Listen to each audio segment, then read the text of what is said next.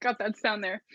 What's up, guys? It is Tuesday night hockey. We never really do this on a Tuesday, but hopefully everyone trickles in.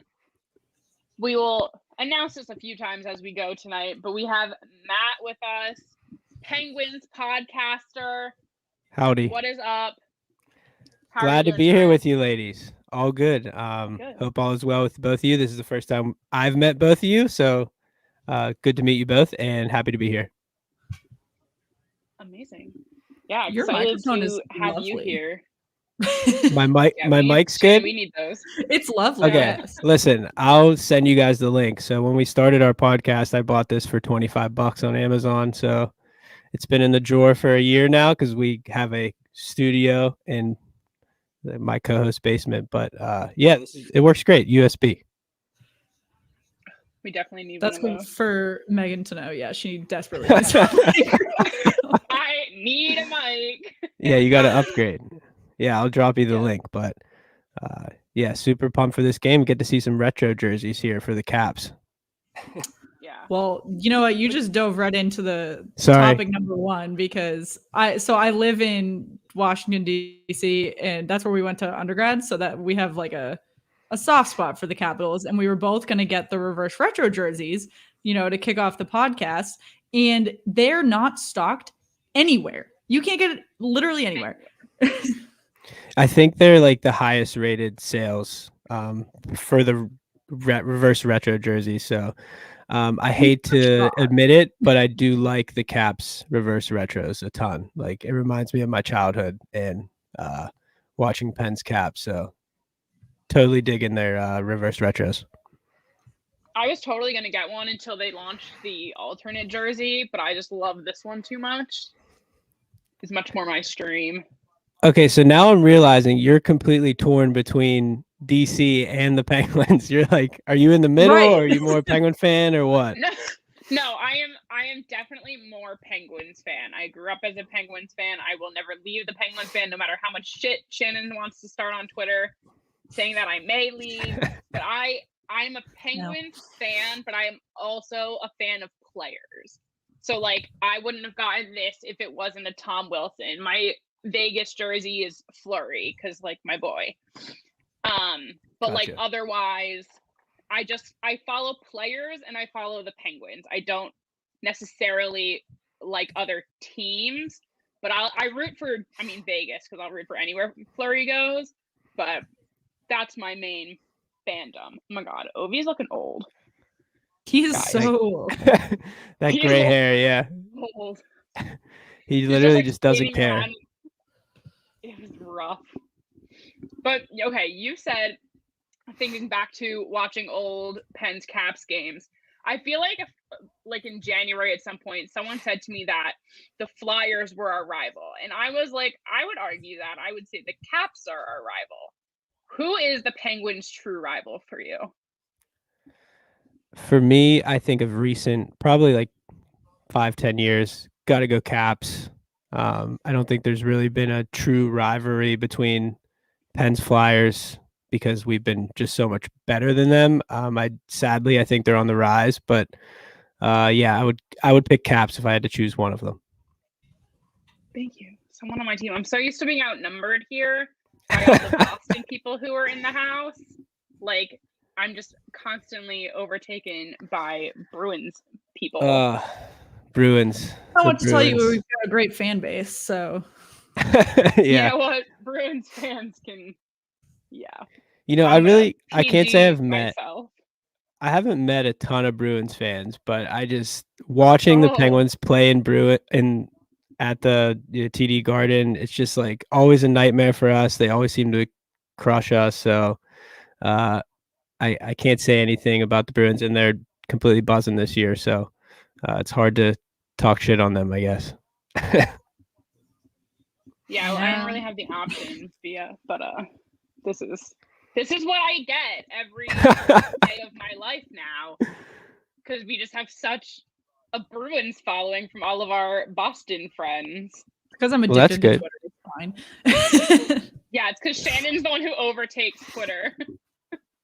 Hey, I bless you, because Twitter is a cesspool sometimes. So if you enjoy being in exhausting. there. Oh yeah, for sure. Like the whole social media aspect of the podcasting is, I mean, it's what you got to do to get your followers and listens, but it's definitely intense for sure. I mean, I find Twitter to be the easiest one. Like Instagram takes so much work, and Facebook is like it's from the 90s. Every time I try to make a post. Yeah, I think I saw you. It might have been your guys' post. Like we joined Facebook just for the hell of it because we had to have a Facebook. It might have been you guys. I'm not sure, but yeah, I created a Facebook, so we had one. But yeah, I hardly ever post to it, so I would agree with that. 100%.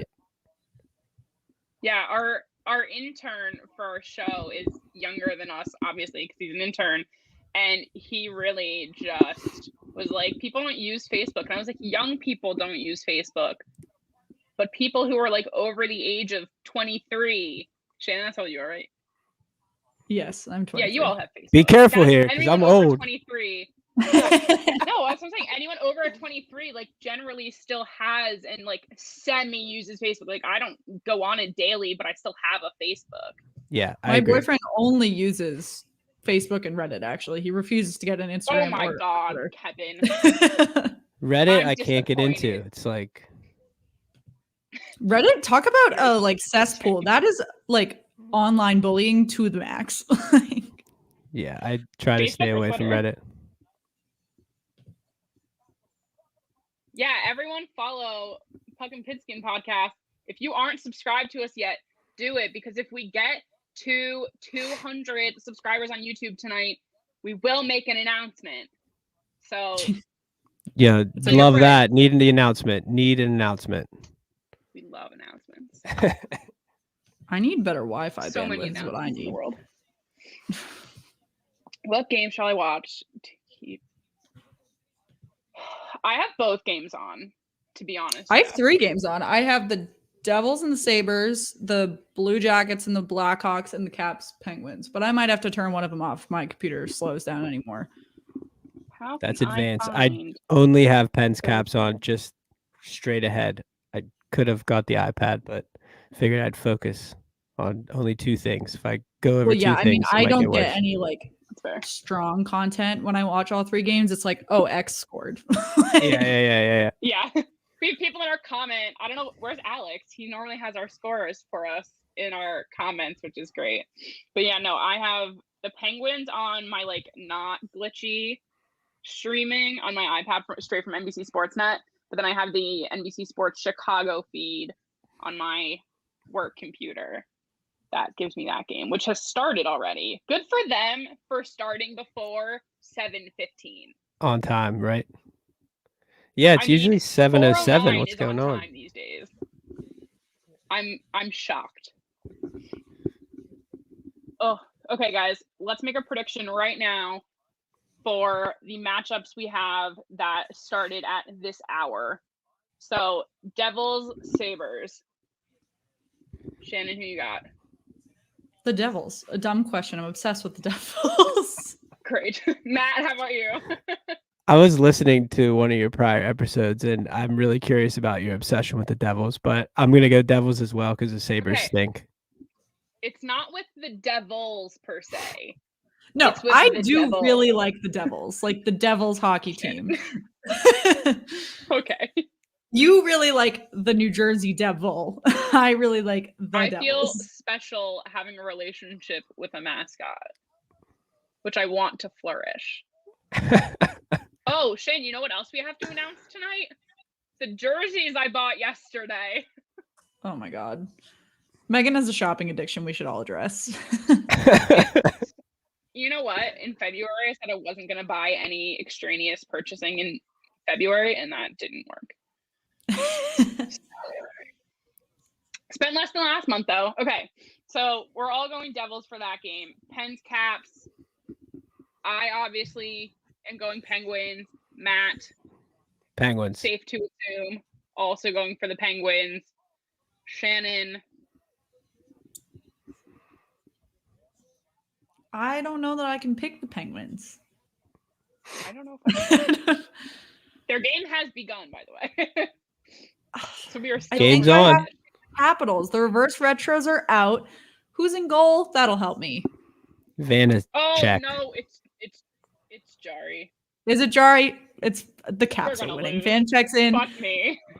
No. Jari's been good the past couple games here. We're on a good stretch here, 4-1. I'll give you overtime. 5. I think you'll probably go to overtime. Usually do. I think we go to overtime and win because I think we do well in overtime. Yeah, solid in overtime and shootout, but let's get this one in regulation here. That mood, Jim. I want all the money I saved on gas.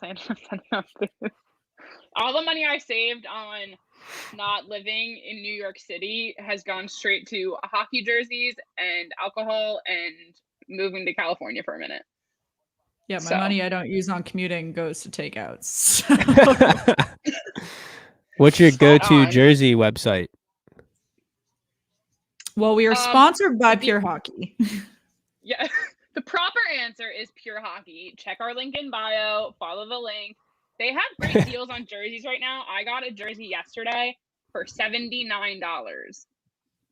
Nice. And I will take that. But we do have another. I have a link that's open. Why is Matheson in the goal? Oh, you're a little bit behind me. Yeah, I'm usually behind all my buddies, so this is a good feeling. Oh, your reverse retros are on too. Okay. Yeah, they did a little reverse retro night here. I really do like. I like those Caps reverse. They look nice. I'm going to comment on this, and then I want Matt to comment on this. Jari is the starting goaltender for the team. I don't think he's not, but I think someone else could be. Who would that someone else be? An outside pick. I do. Someone else. I do like Jari. When he's playing with the confidence that he showed these last 2 games, like when he's playing the puck and actually playing with that confidence, I feel like he's actually a really solid goaltender. But when he's playing deep in his net is when you're going to see him look terrible and have your anger towards him. So I don't see Casey DeSmith as a starting goalie because how small he is, but he's been pretty serviceable there. So are you one of those people that want Marc-Andre Fleury back in Pittsburgh? No, and someone actually asked me that last week about him going back, or maybe it was 2 weeks ago. I don't want him to go back. I feel like that chapter has closed. I just want someone new and fresh to come in and actually be good. Because putting everyone's eggs into Murray's basket obviously turned out to be a joke. But well, at least we didn't do that. Was not playing great. There is a reason they chose Murray. But I feel like some fresh blood in the goal might be beneficial.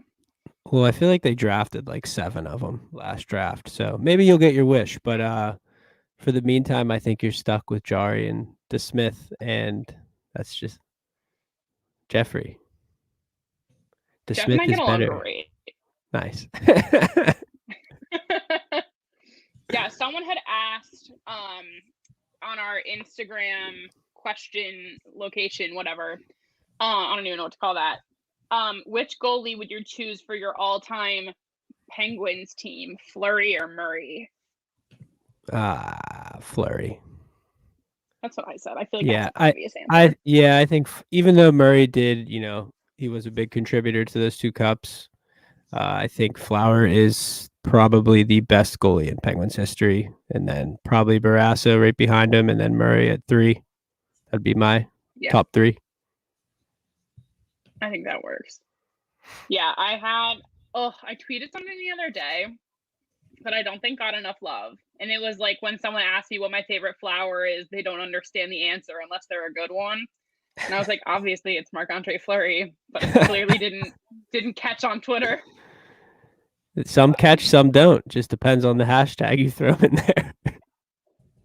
Right?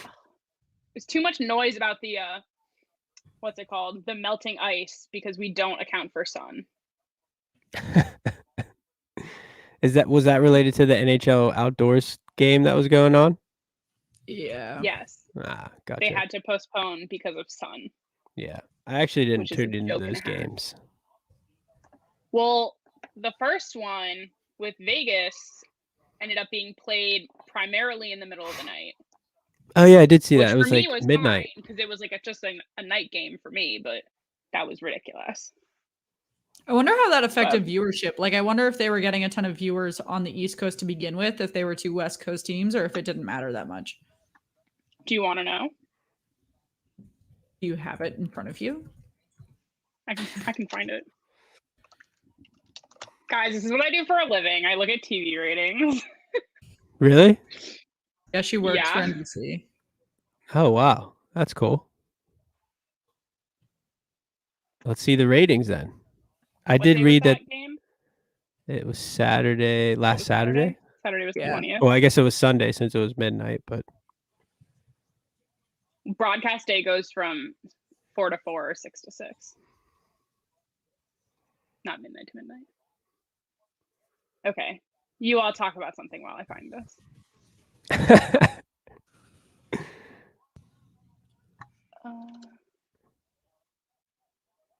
There are a surprising. There you are. There are a surprising amount of GIFs. Well, you keep asking me to talk, and then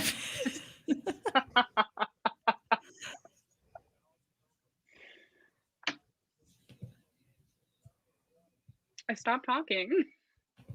Nope, now I'm tweeting. Penguins going to the power play here. It could be a big goal coming up. I'm glad we killed that first power play that the Caps had, because I feel like I just don't have enough faith in our ability to kill a power play. Yeah, I feel that it's our PK is either super good in a game, or I mean it's obvious. That's an obvious cliche answer. It's either really good or really bad. But like the other night, I feel against the Caps they killed off all 5, but then against the Islanders, I feel like they gave up a couple there to the Isles. Yeah. So it's just been so hit or miss. Did you guys like the Chara signing? Sorry. Oh. No, go ahead. Shane, you can answer that. You know, I went through the 5 stages of grief. I won't lie. And now Megan sent me a Chara Cap shirt, which is very comfortable, and I was actually wearing it earlier today. But it was very frustrating to see his classic slap shot in his first goal with the Capitals the night before he played the Bruins for the first time. Particularly because the Bruins are having a very difficult time scoring just like clean 5-on-5 goals. And he and Krug are both definitely losses on that front, even though they're both on the blue line. Yeah, I will say I honestly thought that the Chara and Krug loss would be a lot worse to Boston than it has showed, but it's just Boston for whatever reason. They're just really, I mean, Pasternak's just an absolute stud. So yeah, but he missed the first 10 games. I know, yeah. It's like an anomaly to me that they're holding their own on the blue line with, you know, they're even taking injuries to the young guys, and we're like going reasonably deep into our taxi squad, and every time they like tweet about it, I'm like, no, that's not gonna hold up. But it does. I have no idea. They find a way. They gave up 3 goals at Tahoe, which was frustrating, but they put up 7, and I don't know if it was just because of the environment. First of all, Carter Hart had an awful game, and Tuukka did still let go of 3 goals, but there was just like blatant sunlight in the goalie's eyes for like half the game. So yeah, I didn't want to celebrate until you started celebrating because I was ahead of you. But goal time, power play goal. Appreciate that. I'm always last though. So Shannon, you have not seen it yet. I think there was like I just saw there was at least 5 of us on this like stream for a Bruins game, and like they won in like OT, and like we were all gradually catching up, and like I was like the second one to find it, and the first 2 we were just like waiting for everyone to find it. So I totally appreciate it. Who even got that in? I think Letang just. I think it was Letang straight from the top. Yeah, the delay that came from far. Yeah. Oh, Gino did score it. Good call. I like your sweatshirt, like reverse retro sweatshirt, but I don't like these jerseys on the ice. I think the Penguins. Why? Yeah. Why? Yeah. Yeah, I could see that. I was talking with this about the other 2 guys on the podcast, and I really feel like if they would have made the helmets black, or like match up with the gold, I feel like it would have looked better. I just feel like there's something off. This might just be like my OCD. And the shoulder logo is just your regular logo, so it's nothing Yeah. special. Yeah, it's nothing crazy. I think it's just like you said, underwhelming, and because I just feel like the whites.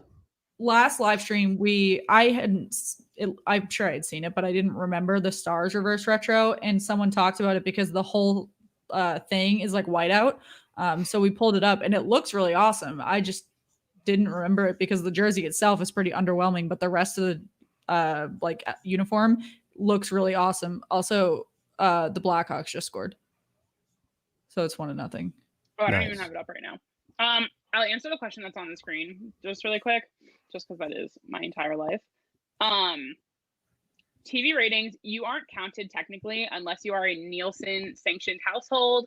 So no, you probably aren't counted, but there was someone who lives near you who has all of your same features and likes and dislikes and age, race, all of that, who is counted for you technically. It's a really flawed system, but it's just how TV works.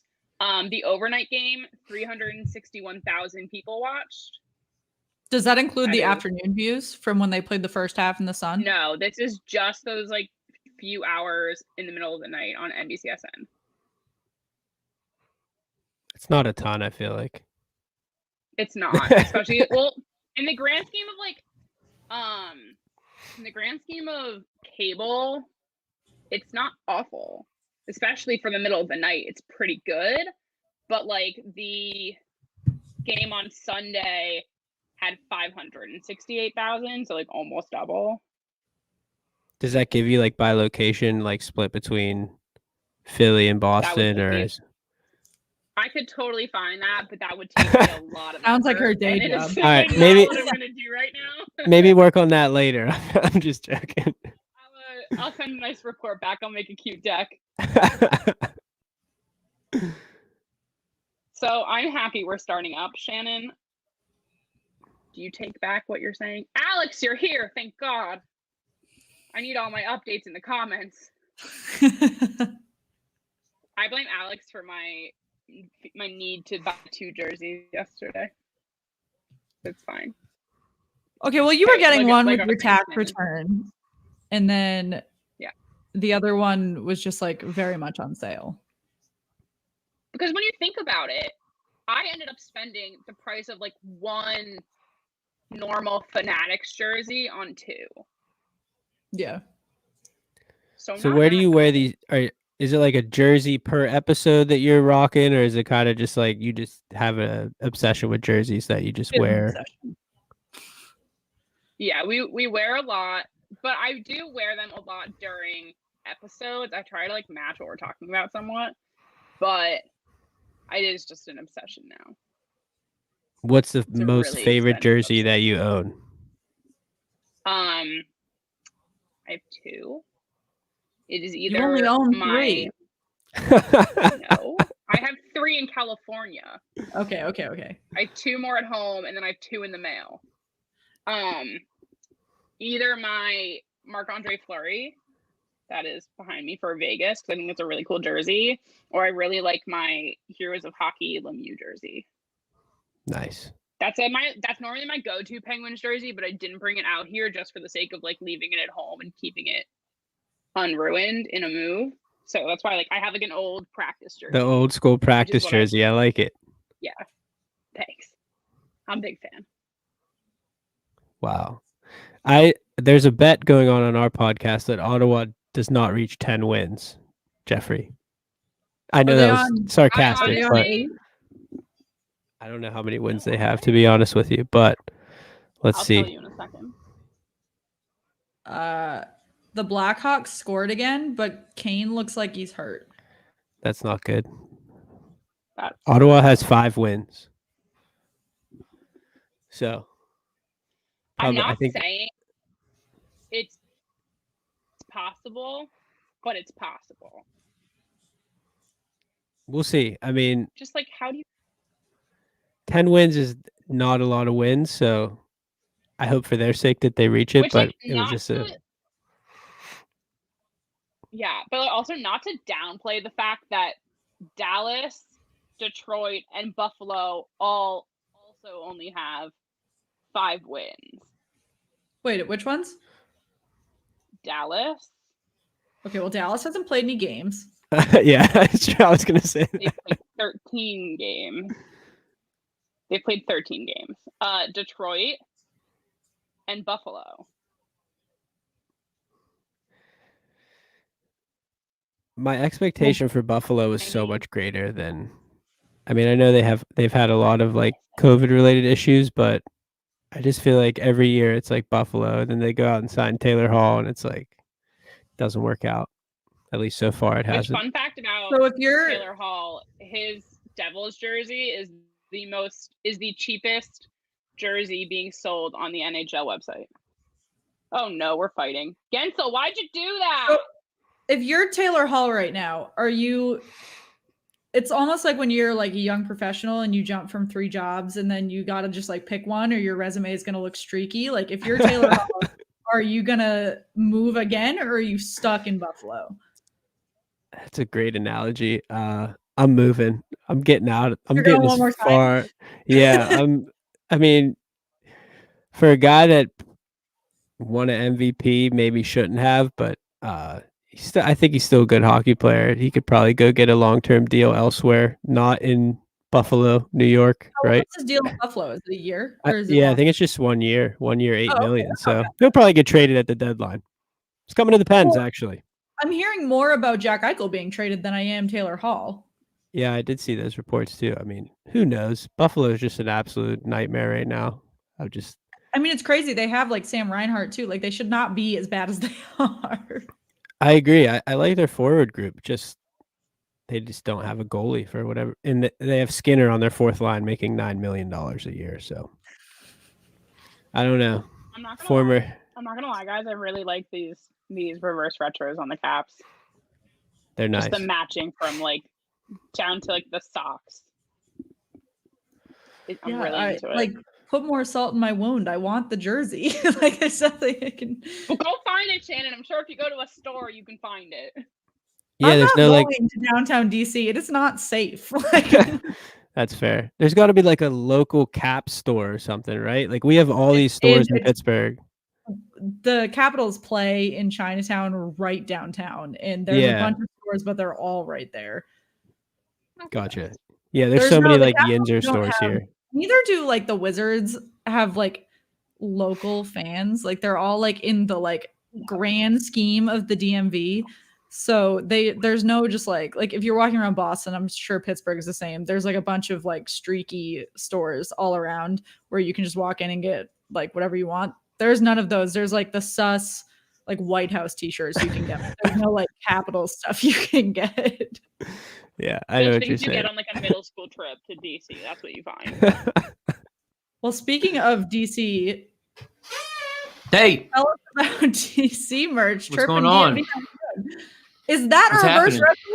It is. So wow, he's got one. You don't got one. So one of our listeners is the manager at the team store in MedStar where they practice. So the day they came on sale, they opened up at 11 a.m. He called me or like DM'd me on Twitter. Was like, hey, if you come at 10, I'll let you in and you can get a jersey. I was like, fuck yeah, buddy. So which one did you choose? I got Backstrom, baby. Let's see. Nice. Yeah, there we go. I got the Fanatics one. I wasn't spending $200 on a Adidas one with no name on it, but so went the Fanatics brand. Yeah, always. Even down to the font. I love that jersey. It's so clean. It's just so crispy and clean. First time we've worn the Screaming Eagle or the Capitol building since 2007. Who's the first Caps player you think of when you saw that jersey? Not the reverse retro, but that iconic Eagle. You either think of Peter Bondra in the Blues or you think of Ovi when he came in. I have that Ovi Capitol building podcast. I mean, not podcast. We're on a podcast. That Ovi Capitol building jersey, the black one, when he first came in his rookie year, bought it immediately, and it's incredible. This might date me as a fan, but do you remember Brendan Witt? Oh yeah, Brendan Witt's a legend. That's some of the best hair we've ever had on the team. That's who I think of when I see these jerseys. But yeah, that's Brendan Witt, classic. I mean, I respect it. How do you not think of Brendan Witt? There you go. Bondra's a good one too. There you go. Yeah, you just got to think of that '98 Cup team. Agreed. Pretty much right there. And all the guys on that, maybe Juicy but he was more of that old school style. I don't think he ever wore the blue or the white, but we'll take it. I like Brendan Witt. I'm going with Brendan Witt. 19 for Brendan Witt. There we go. That's what the jersey is. Yeah. I like it. So that's your favorite jersey of all time? That black one, or?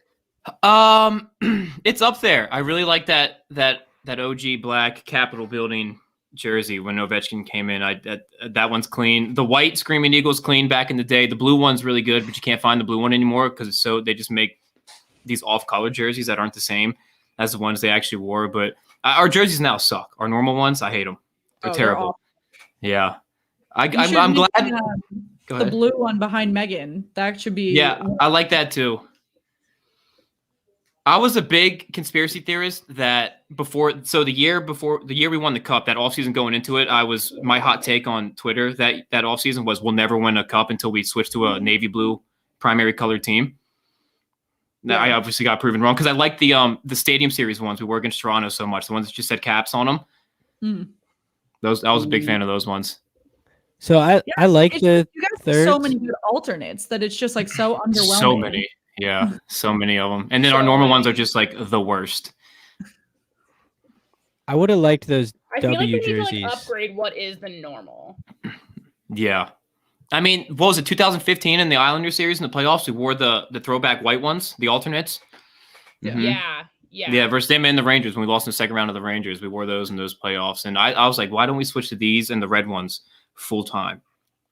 But obviously they don't listen to me. I love that you're basing your playoff loss off jersey wears. Yeah. I fully support that. Everything was a playoff loss, dude.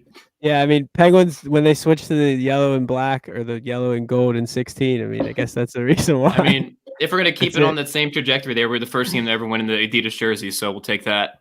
Yeah, there you go. First Adidas jersey Stanley Cup champions. Thank you. Put that on the selling points. Right, On exactly. Oh.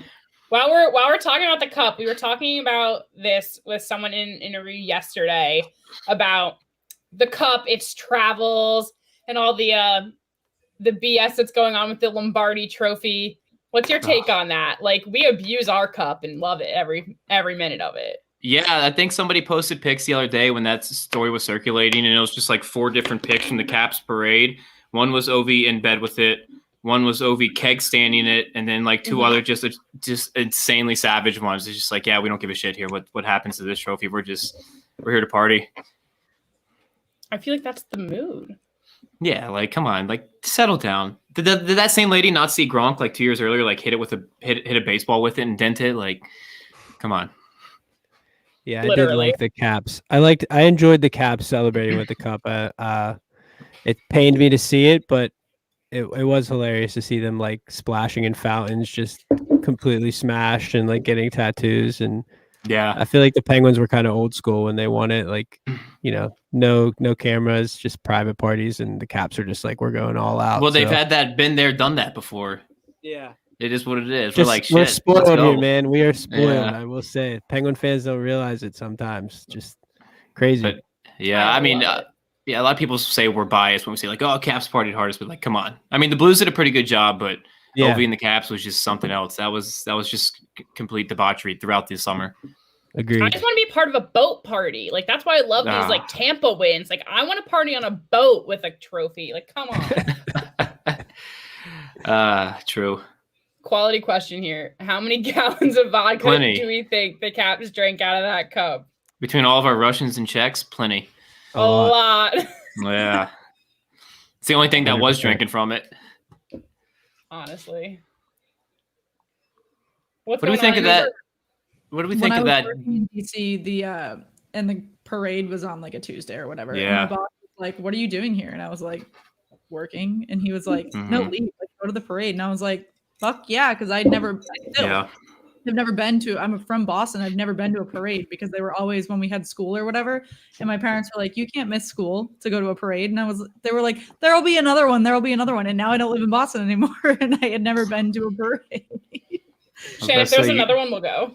You couldn't skip a day in school in Boston for one of the 37 parades. Sorry. So I've been to a Nationals parade and I've been to a Capitals parade. I've never. There you go. Yeah, I got there at 6 a.m. for that Caps parade. It was nuts. I underestimated when I should have gotten there, and I underestimated how much I should have pre-gamed before I went. True. Yeah. For this I think there's 2 cups, maybe? There's 2? I don't know if there's 2, but they definitely get to take it for a day. Like everyone gets to do whatever they want with it for a day. Like if they want to sleep with it, they can. Like close to everyone. Because we've had some of the guys on from that team, like Nathan Walker and stuff, on our show, and I was like, oh, what'd you do for your day with the cup? He's like, I didn't get one. We're like, ugh. Our bad. Awkward. Yeah, like, I think there's a replica. You got a ring, though. I think there's a replica at the Hockey Hall of Fame. Yeah, it stays there. Yeah, I think there's just 2. Well, there's because probably they more, did but that, like for the 100th anniversary year, they did that tour around the country, but it was the same time that I don't know if it was the Capitals year, if it was the year prior, but it was the same time that a team was touring with it. So I mean, it can't be in 2 places at once. Agreed. Yeah, I definitely a replica. Where all the old rings go when they cycle through. Yeah. Shout out to Jeff Dwyer down there. I see a comment. He said, I think they were still drunk when the baseball team won too. The synergy that the Nats and the Caps had for those like two years right there where we won and then they won. Because when we won, they were coming to the games. They were having a hell of a time. I remember Bryce Harper was sitting there all sad in his Vegas jersey. He's like, get the hell out of here, dude. Go to Philly. But I have a Bryce Harper Nats jersey. Yeah. So the synergy those 2 teams had when the Caps were on their run and the Scherzer was there and Zimmerman was there and they were coming, and then when the Nats obviously won, and well, the epic thing was the Ovi Kegstand was at the Nationals game when they had the cup, and then the Nats obviously came to the Caps game when they won the World Series, and they had their shirts off on the Zambonis, and they did a bunch of stuff in the locker room after the game. They're all drinking beers, and like they went out on the ice and tried to like skate like Juan Soto out there on the ice, like slipping inside, and it was hilarious. Yeah, that's so funny. Guys, I gotta call it out right now. A few weird scoring things happening right now. I want everyone's take on. First one, the Senators are currently beating Montreal 2-0. Love that. Love that Bat Murray shutout going if he's playing.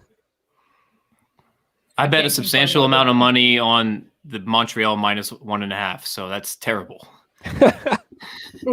And by substantial, I mean like $20. So. Hey, substantial enough. And then the other one we have right now, the Blackhawks are beating the Blue Jackets 2-1. Not as shocking, but like 3 goals before the end of the first. That's some decent scoring happening. Yeah, I mean, I've watched a few Hawks games. I really like that top line with Kane and DeBrincat, and I'm not sure who centers that line, but might be Strome. But a lot of good rookies on that team. Yeah.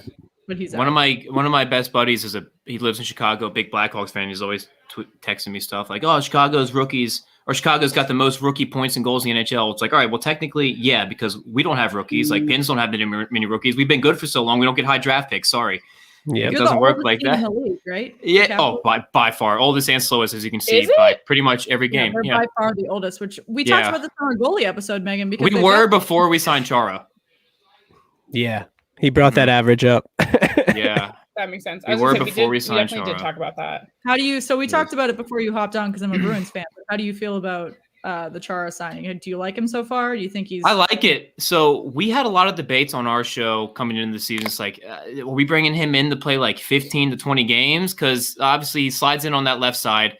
We're big Siegenthaler guys. I love Jonas Siegenthaler. He doesn't really get playtime much, but he's been solid for this team. He leads the team in shot blocking on defense every year. Jonas Siegenthaler is a great defenseman, especially on that third pair. But then we brought Chara in, and he's kind of been up and down the lineup. He's played with Carlson. I think he slotted in tonight with Schultz, maybe. Dude, Lively changes lines so much. That's it's like such a headache. It's a headache, man. It's just like pick something. And the thing is, too, like the ice time, like you're not seeing like Ovi playing 20, 22 minutes a night. You look down the board and everybody's averaging like 16 to it's in like that 14 to 18 range. Like last game, Ovi and Backstrom had like 16 and 15 minutes each. It's like, all right, I get like you play the hot hand and who's going, but it's just like it's Ovi and Backstrom and they're not on the ice. But Chara's been good though. I mean, he's made a couple bonehead plays from behind the net, just kind of tossing pizzas out in the middle, but he's been solid on the PK. You love having that big body there, and yeah, I like him a lot. I'm glad we got him. You guys have a few people right now that were on the Penguins cup runs here. on your team now. Yeah, you guys love recycling our players, man. If you can't beat them, take them. But Schultz has been solid. He was out for a while. He was out for a couple games with that face injury. I don't like him on the power play per se, which he's been getting a lot of time on in that John Carlson spot. I still call it the Mike Green spot because as good as John Carlson is, nobody's as good as Mike Green up there with Ovi on the side. But yeah, Schultz has been really good. Sheary's been lighting it up lately. He's got like 3 goals in his past 5 games, and he's up on the second line tonight with Vrana and Kuznetsov that you're seeing, and it's just like he's been on a tear. You got Hagelin too. Yeah. Hagelin's like a king, pen, ranger, non-goal scorer, whatever you want to call him. His hands of stone, man. I loved Hagelin when he was on this team. Obviously because of the cup runs and stuff, but for whatever reason, loved Hagelin here.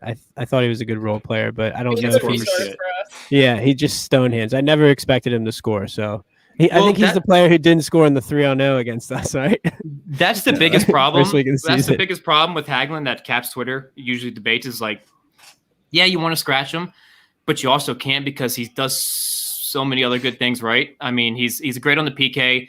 That's probably the only line we haven't tinkered with this year is that Dowd, Hathaway, and Hagelin line or a shutdown line. And a lot of the times they're getting the most ice time of any line that we have because they're just primarily playing against the leagues or the opponent's top line. Like when we play Buffalo, it's just that line against that Eichel and Hall line the entire game. But yeah, he can't score for nothing, and it is what it is. If you could steal any Penguin right now, who would it be? I mean, why would you not take Sidney Crosby? Future Colorado Avalanche, Sidney Crosby. Why would you not take him? Yeah, right. Everyone keeps saying this, and I'm like, of all the places he would go, I just like don't care to see him go to Colorado. I want to see like a good Penguin go to the Kraken, so I can at least have a reason to get a jersey. I'm the same way I did with Fleury. We're thinking Oshie's going to go to the Kraken, and it's going to just crush everybody's heart in DC. I'd get that jersey. Well, I mean, you guys should be kind of happy about that. I think he's like what, 5 more years at $8 million. No, she's on a $5 million contract. He's like 5.56. Okay, is that he's at like a 5.5? Yeah, he's got a couple years left on it. I mean, okay. I thought he was 8. I thought they re-signed him for 8 times 8 a couple years ago. No, that was Carlson. Okay. Well, a guy on a team that makes $8 million that shouldn't be making $8 million is Evgeny Kuznetsov, who hasn't been a good player since the 2018 finals. So very specific. I'll say it. Sounds like a wound. Everybody's always like, Kuzi's so up and down. I was like, yeah, well, he was up in 2018, has been down ever since we won the cup. So tell me. Hey, he scored a big goal in your guys' history against us there in 2018. Massive goal.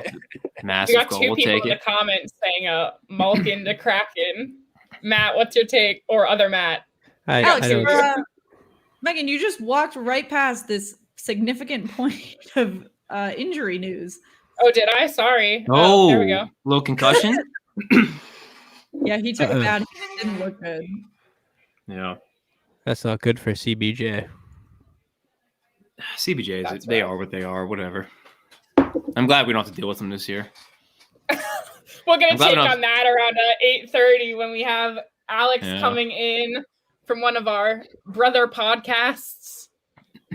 Those CBJ fans, they're ruthless, man. I had a few experiences. They are in that arena. They're like you live in Columbus. Settle down. Like yeah, what? I'm like, I like your arena, but like you haven't won a damn thing in sports. I don't know. Like I think I was getting shit for wearing a Mario Lemieux jersey in that barn, and I'm just like, I don't know. Yeah, I don't know how to reply to you. So their team too. They did think two seasons ago where they went up.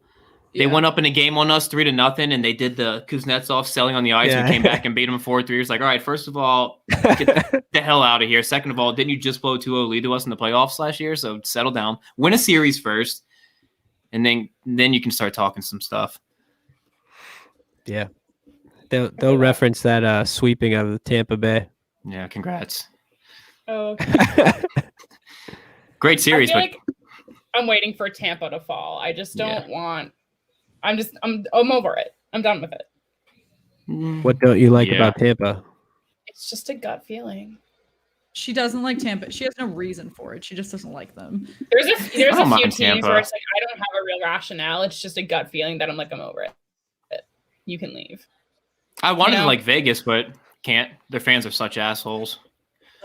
Obviously, we played them in the finals, but like, yeah, their fans are insane. It's like, you guys need to settle down too. I feel like us and the Pens. With them. Well, you're a Pens fan, so you might have had obviously have good experience. Every time we play them, it's the whole Ryan Reeves, Tom Wilson nonsense. They're like, Reeves is such a better player than Tom Wilson. It's like, all right, Reeves was scratched half of the finals, so settle down. Your answer should just be no. No, Tom, like I hate Tom Wilson, but he's a very good player. That's like, guys. Yeah, I would take everybody him on the hates him, but everybody heartbeat. wants him on their team. So absolutely, like 100%. He's great. If he ever were to leave us, I mean, obviously at this point, I would love him still, but I feel like I don't know. The Caps and the Pens are just on the same trajectory. I don't want you guys to trade Crosby at all because I think it's just going to ruin. It's not going to ruin the rivalry, but it's just going to ruin the whole thing we grew up with for the last 15 years. But we're watching both teams. Obviously, both teams are still right there in the playoff spot. But we're just on the same trajectory of both teams are just kind of I feel like we're both declining together at the same time. And yeah, I don't know, agree. man. I'll be curious to see what both teams do with, Ovi's next deal and Gino's next deal. Sid's obviously here for a couple more years. I don't think Sid's going anywhere. He already came out and said he's not going anywhere. No. So Pittsburgh is stupid if they do that. Or he went somewhere else. Yeah, it's just the contract situations with Gino and Ovi. Obviously, Ovi's the best goal scorer of probably all time, and definitely exactly what area. Jimmy's saying. So we'll really see. But I think it's a rivalry, but it's become such a mutual respect these past couple of years because we know we both got our cup, and like we said, we're both of our cores have gotten so old together, and now they're both kind of coming down and together. And it's just like, all right, like we got a couple years left, maybe. Like we're old and slow and bad a lot of the times, like this season especially. But it's just like whatever. Well, the timing of our wins worked out well for me because I was in college in DC during those 2 playoff runs. Like every time we'd face you guys in the playoffs, I was so there for it. It was fantastic. Go to the steps. Yeah. After the game, across the street, that little monument. Kevin, I've been there a few times. Oh, just savage comment right here. I love it. That's crazy stuff. But I don't know. Still hate each other, but the respect's there. Obviously, we love it. Well, yeah, we had this argument last week about. I could have this argument every day. He's a goon. All right, Jeff. Yeah, no, this was an ongoing topic for us on our live 20. last week, talking all about pests and enforcers and all these quote goons, as Jeff will put it. I'm Team Wilson. That's why I have his jersey right here. Shan was heavy on the Marchand train there. It's not a Marchand train. Okay. Yeah, like he's an established, like he's very good at hockey. He's a first liner. He's one of the best first line wingers in the league. Like obviously. Yes. Similar than Wilson, like every other team would love to have both those guys on their teams, and everyone just hates to hate them, I guess.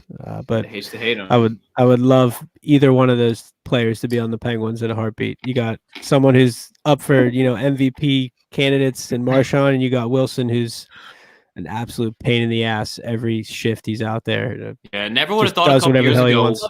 Yeah. I would have thought a couple years ago when he became when he was a fourth liner just plugged in there. But that seems to be the thing and with the Caps, man. It's just like when we bring random guys in, like when Nick Backstrom randomly came in and was on the fourth line, it was just like, and then Bruce Boudreau takes him, pops him up on that first line. It's like, let's see what happens here. And it's like, he became Nick Backstrom. Same with Wilson. He was on that fourth line for so long, and the next thing you know, he's a 20-goal scorer. He's a big physical. He's a power forward you need on that Ovechkin and Backstrom line. Obviously, we haven't had that line together much since the Cup run, but he just creates so much ice in open space. It lets the two guys go to work. Totally. How'd you feel about the Backstrom deal? We do a lot of talking on our podcast about how the NHL teams in the NHL pay players for what they did for their franchise rather than what they're going to do. I know Backstrom's a guy been probably, if not the best center in your guys' history. Yeah, he is. I like the deal. I like the fact that he did it himself. He represented himself, no agent. I thought the deal was fair. I mean, obviously, Backstrom's a guy that wanted to finish his career here. You don't want to see Backstrom go anywhere. It's like Crosby and Malkin, Ovi and Backstrom. You don't want to see them leave at all.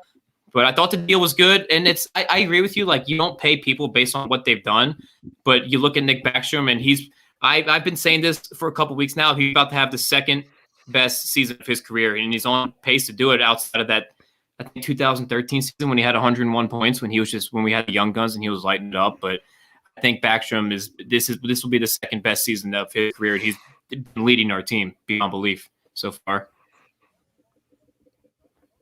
Yeah, I mean it's hard to not pay a guy who brought a cup to your city after never winning. So yeah, I'm with you there, but it's just crazy. Like some of these younger guys that haven't won a damn thing, but are just amazing to watch. Yeah. Like Matthews, McDavid, how they're making all this money, and guys like Sid, Gino, Ovi, they'll never sniff 12.5, they'll never sniff million. It. No. Yeah, and you got guys crazy. like holding out if they're not making 10 million. It's like, you're not that good.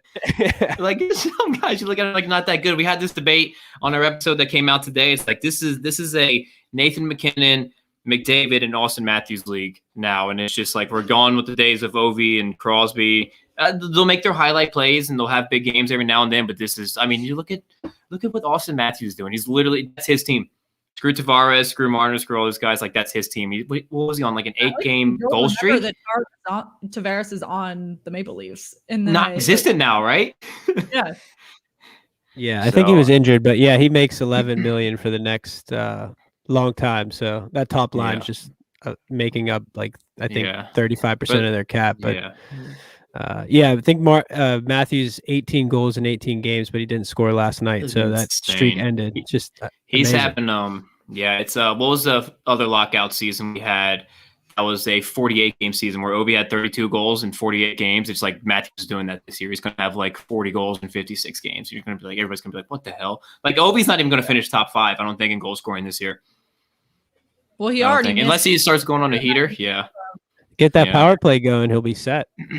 Our power play, whatever. we thought we got rid of our power play woes when we got Todd Reardon the hell out of here finally, but nope, Blaine Forsythe's still here and still chewing up the power play. Oh, rough. Speaking of not scoring, Malkin though. Other than tonight, it's power just feeling rough. He'll get it going. I'm one of those big Gino guys, so he's. But how long can you say it's gonna get going before it doesn't get going? Yeah, what are we, a third of the way through the season? That is a great point. We're over a quarter of the way through. It's a great point. Here's my take: where we've won our last 4 or 5 games without him being the player that yes, I know he's 34 years old, but he's always been a player to tendencies to start off his season slow. So if he does get a few goals under his belt here, maybe he gets going and gets his line mates going, and then who knows what could happen with this team. I mean, they have struggled throughout these couple weeks, but the past 2 weeks have been pretty good. I mean, getting the goaltending, and if Gino doesn't go, we're not going to go. So hopefully he gets going for us. Here's a fun fact from Jeff. The Penguins' first logo cost $1,500 to design, and they called it the Beer Gut Penguin. Is Beer Gut Penguin better or worse than Meth Bear from the Bruins? From your Pooh Bear? No, Meth Bear. No, that's a good legit Meth Bear. From Bears? Yeah. Yes. The Meth Bear is just like, yeah. Meth Bear was on their reverse retros. Pooh Bear is not. Shoulders, right? Yeah. Yeah, up on the shoulders. Now that you say that bear is definitely he's all cracked out and deranged. It's just like he's on that Koozie 2018 upper right there, baby. Absolutely. 100%. Matt, hence why he probably hasn't played that well. True. No. Matt, before you leave, I want to hear your take on Hextall and the changes we got going up top. Blow up the organization. Do what you got to do. No, I'm kidding. It's kind of interesting. Obviously, like what did they say? His dad played for Pittsburgh. He's from the Pittsburgh area. Obviously, you know what Ron Hextall is. I don't know. It seems like between him and is it Burke? Or am I having brain dead right now? But you guys, they want to mix everything up, and I'm just like, don't mix up that much. I want to keep playing the same pins we've been playing for the past 10 years. You know what I mean? Like, keep the core together. I mean, I'm sure you guys don't want to see Malkin leave, Letang leave. I mean, your Malkin, Letang, Crosby is our Carlson, Backstrom, Ovechkin. It's just like, all right, if we traded like Carlson randomly, which whatever, he hasn't been great, but it's just like, all right, it kind of sucks for like fans. Like, what Pittsburgh Penguin fan, when they can finally go back into that arena and buy tickets and go to a game, wants to show up and watch a team without one of those 3 pieces? You know what I mean? Yeah. But- yeah, I don't want to. Yeah, but obviously you're like us, man. We got to make some changes. Like, we're just so old. We don't have many prospects coming up through the pipeline. I don't see many new faces on Pens lineup every time. You guys obviously study the lineup and stuff like that, and in the know as you guys are. But she's like, I don't see that too many faces like altering in and out of the lineup. It's like, oh, who's this guy? Who's that guy? So it's just like, I don't know. You guys got to figure out a goalie situation maybe, but besides that. Totally. Just don't trade any of the three guys. As much as I hate them, don't trade them. I hope they don't. I mean, I like what Hextall did. I like what Hextall did in Philly before, for whatever reason, he got let go there. Built that team up nice. His fingerprints are all over that team that are going right now. So if he could do the same thing for us without trading the core, great. Burke, I was a little bit surprised by. I honestly thought he was out of the whole management of hockey, but just an analyst. But Gary comes. I don't hate it. Great hockey mind, has a ton of relationships, so can't hurt as long as he doesn't think that he can build a team that's based in 2007 and like a big, slow Anaheim Ducks team with a few guys that can skate. So looking forward to it, really, and hopefully they don't trade the core guys, and I think they'll do good things. Yeah, it's all about going the way the league's going. You look at all these high-profile teams. Like, I mean, even when we played the Devils on day, won 4-3, but it was just like the Devils were just pushing the pace, and they were just getting so many rushes up the boards. Like, they turn and jump on you so quick from the D to the O zone. Right there, it's just like, shit, we do not have this speed or this much like young, fast talent. Just that's why Caps fans have been clamoring like, we need Connor McMichael in the lineup now because he's young. It's like, settle down. Like, he had a hat trick in Hershey. That doesn't mean much of anything, but. That's a good point by one of your listeners, Jim B, because I have read a lot that Hextall does not like to be the the face. So he doesn't want to be that front man. Burke loves that shit. He looks so disheveled and untied and red. It looks like he just crushed a bottle of like Jameson before he hopped on. Just so beat down and ready to rock. Classic. All right, ladies. Well, thank you for having me on. I'm gonna hop off. Yeah, totally. Tell the people where they can find you on social? Hey, Spotify, Apple Podcasts, at Hockey and at Pod on Instagram, Twitter. Check us out. Appreciate the listens. Let's go Pens. Talk to you later, guys. Thank you for having me. Yeah, good stuff. Coming into with another Caps man. We got Greg joining us now too. What's up? Hey, how are you all doing? Hey, what's up, Greg? Hey, how's everyone doing? I liked your tweet earlier when you said what you're talking about, because I was thinking the same thing at the same time, when it's just like, so today in practice, Lavalliette jumps on our team, like literally like stops practice, because anytime you have a shitty practice, you're probably not going to have a good game day. So Lavalliette stops practice midway through, jumps on the team, makes them restart the drill, and then we come out slow still. Yep. Yeah, that's I've been like kind of trying to like balance the temptation to rage tweet with the temptation to also be like a somewhat credible, like, person that tries to be at least somewhat dispassionate, because I mean, I had like a big thing that ran this morning all about, let's deep dive into the Caps analytics and let's do all that. Like, it's great, but like at the same time, you're kind of a fan still, and it's just like frustrating to like watch them play like that. It's just sucks. That was a terrible play. I'm not an analytic guy. That's why we have a stat guy. We have a legit stat guy on our team. I like him. He does Blake. Stuff. Stat guy Blake. Yeah, shout out Stat Guy Blake. Yeah. He does all the wonky stuff. There you go. No. Yeah, I nominate Shannon for Stat Guy. Yeah. So I kind of mentioned it earlier, but so Stat Guy Blake, he tweeted earlier today. Last time Caps had a Screaming Eagle or Capitol Dome. It's April 7th, 2007, 5,071 days ago. The Sabres beat the Caps 2-0. Glenn Hanlon was the coach. Chris Clark was the captain, and the Caps were nowhere near the playoffs. So. That was actually like right around when I became a fan, because I was this was like right before college. I started college in 2008, and the Caps were really bad. And so I would like take the Metro from my parents' house, and I would just go to games because tickets were like $10, and it was way cheaper than, because the Wizards were actually, if I remember, that was like the one stretch where they were halfway decent. because that was like they had the big three. You had like Gilbert Arenas, you had all those, and it ended very poorly. But like the Caps were like clearly the worst team to watch, and so the tickets were just super cheap. And I'm like, I'm gonna go. Just so bad. Yeah, you could buy a $20 ticket, sit in section 107, then walk your way down and sit on the glass 20 minutes later. They had like the student rush deal because they like desperately needed people to go in. And so tickets would be like, it was like lower bowl seats. It was like $20, $30 or so. It was ridiculous, which, oh boy, you can't do that now. Well, you can't do it now because no one can come in. Now, yeah, that's how much beer is now in that arena. Absolutely.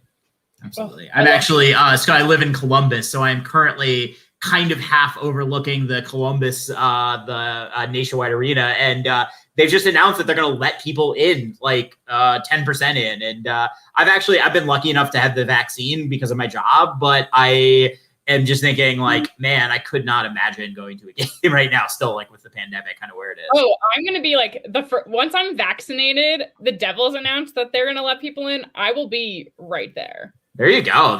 You're it's tricky because like I go back and forth with my parents who aren't vaccinated yet, and so I like, I'm always like, oh, I don't want to be like that asshole that like brings it to them. My family signed up. My sister is she does surgery as a there you go. But my parents and I currently, I'm going to try and get it sooner, are signed up all on the same day. Hey, congratulations! That's exciting. Mother's Day outing. Yeah. You're all going to get vaccinated for Mother's Day. There you go. All right. Should I like introduce myself, or like I feel like we kind of just hopped in, so I'm happy to do that. All right. Yeah. So I'm Greg Young. I guess I would always say when I would do intros that I'm like the new guy at Japers Rink. And I think I've now been there like three. Yeah. Everyone always like. I was on Sports Star. I was on like radio in Toronto for some reason, and they were like. There was like they said it, I think, every way except the way it's supposed to be said. So it's like I'm used to it. It's totally fine. It's Japers Rink. So I've written there now for like 3 years, and I also do the podcast, Japers Rink Radio. We've actually had a really kind of exciting year. We just released an episode with John Press, our masthead, but we've also had Greg Wyshynski on. We've had Dmitry Filipovich. We've had Sean McAdoo on, and we're lining up a few like kind of big guests coming up. So it's exciting times, even though the Caps are not particularly exciting themselves to watch right now. No, you're not wrong. Are the Bruins actually? Can someone confirm this? Are the Bruins actually letting fans in? Because I am on my way. Boy, it seems like something Haggerty would know, right? Or not Haggerty. What's the guy's name? Bruce Haggerty. Haggerty. All right, yeah. This is great podcasting. Me looking this up. Greg, what do you think of the last era so far? It's fine. Let's spice it up a bit because he's on the hot seat on Caps Twitter. Well, okay, look, you have to say this again, like it is 17, 18 games into the year. Like that's not a huge amount of time. Like we would say if this was the regular season and it was a normal year, we would say, look, it's like November, like, let's give it some time. Yeah, they can kind of ease in a little bit and like they're still in decent playoff shape, yada, yada. The thing I would say is that I think I would start by saying that the Caps defensively under Todd Reirden were kind of a mess, right? I think like you could just all over the ice they're a mess because pretty much, and that culminated in the bubble. But you talk like I had Samantha Pell on, and like we were talking before about how that had been going on for like months before the bubble, like them just kind of playing lackadaisical, disinterested, disorganized hockey, and so you have Laviolette comes in and. I think it's hard to say the Caps aren't at least a little bit better defensively. Like they're not. And you look at the completely metrics, different in my opinion. Yes, defensively wise. Yeah, and so like I think they're definitely more organized. Like I like, and you can pick it. You can pick certain things and say, okay, like they go up on the rush a little more than like you would like for some of the defense, and sometimes they don't always get back, but they don't give up a ton of odd man rushes defensively. So under Reirden, that was a much bigger problem. So I think that's something, but at the same time, they just like aren't that much fun to watch. Like you I'm blanking on the guy who does this, the hockey charts guy, Sean Tierney. And he does those hockey charts, and they always have the like various quadrants that the teams are on, and the Capitals are consistently on the dull and side. then the shit bottom of the thing. Yeah, I mean, like you said, the defensive thing is kind of interesting because we're the Lavaliette system is you push the offside defense. So I'm a systems guy because I'm a coach. So I nerd out about these things. So perfect. So what Lavaliette? So what Lavaliette implements in our systems now is the point is to get more puck possession time, the more time in the ozone. So what he has say the Pens are down here on the bottom right and they try to wrap it around, that leaves our left defenseman. He can cheat in and try to pinch that board off, try to keep the puck in. And if the thing is, it's so he's D2 technically on the other side of the far side. If you're thinking like coaching or hockey playing terms, where so F1, who's the closest guy right here, so probably your left wing if it's coming up the left side right there, can squeeze up, left D pushes in, and then your center is kind of bringing back, which is F2.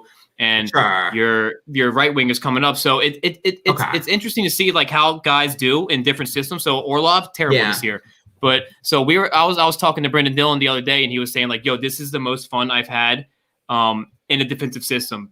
Name it San Jose, name it like last year, but like, this is the most fun I've had in the system because I can activate when I want, and you've seen it in his production. His and Justin Schultz would be another name that kind of comes to mind there, I would imagine. Yeah, for sure. Yeah. So I just hated Todd.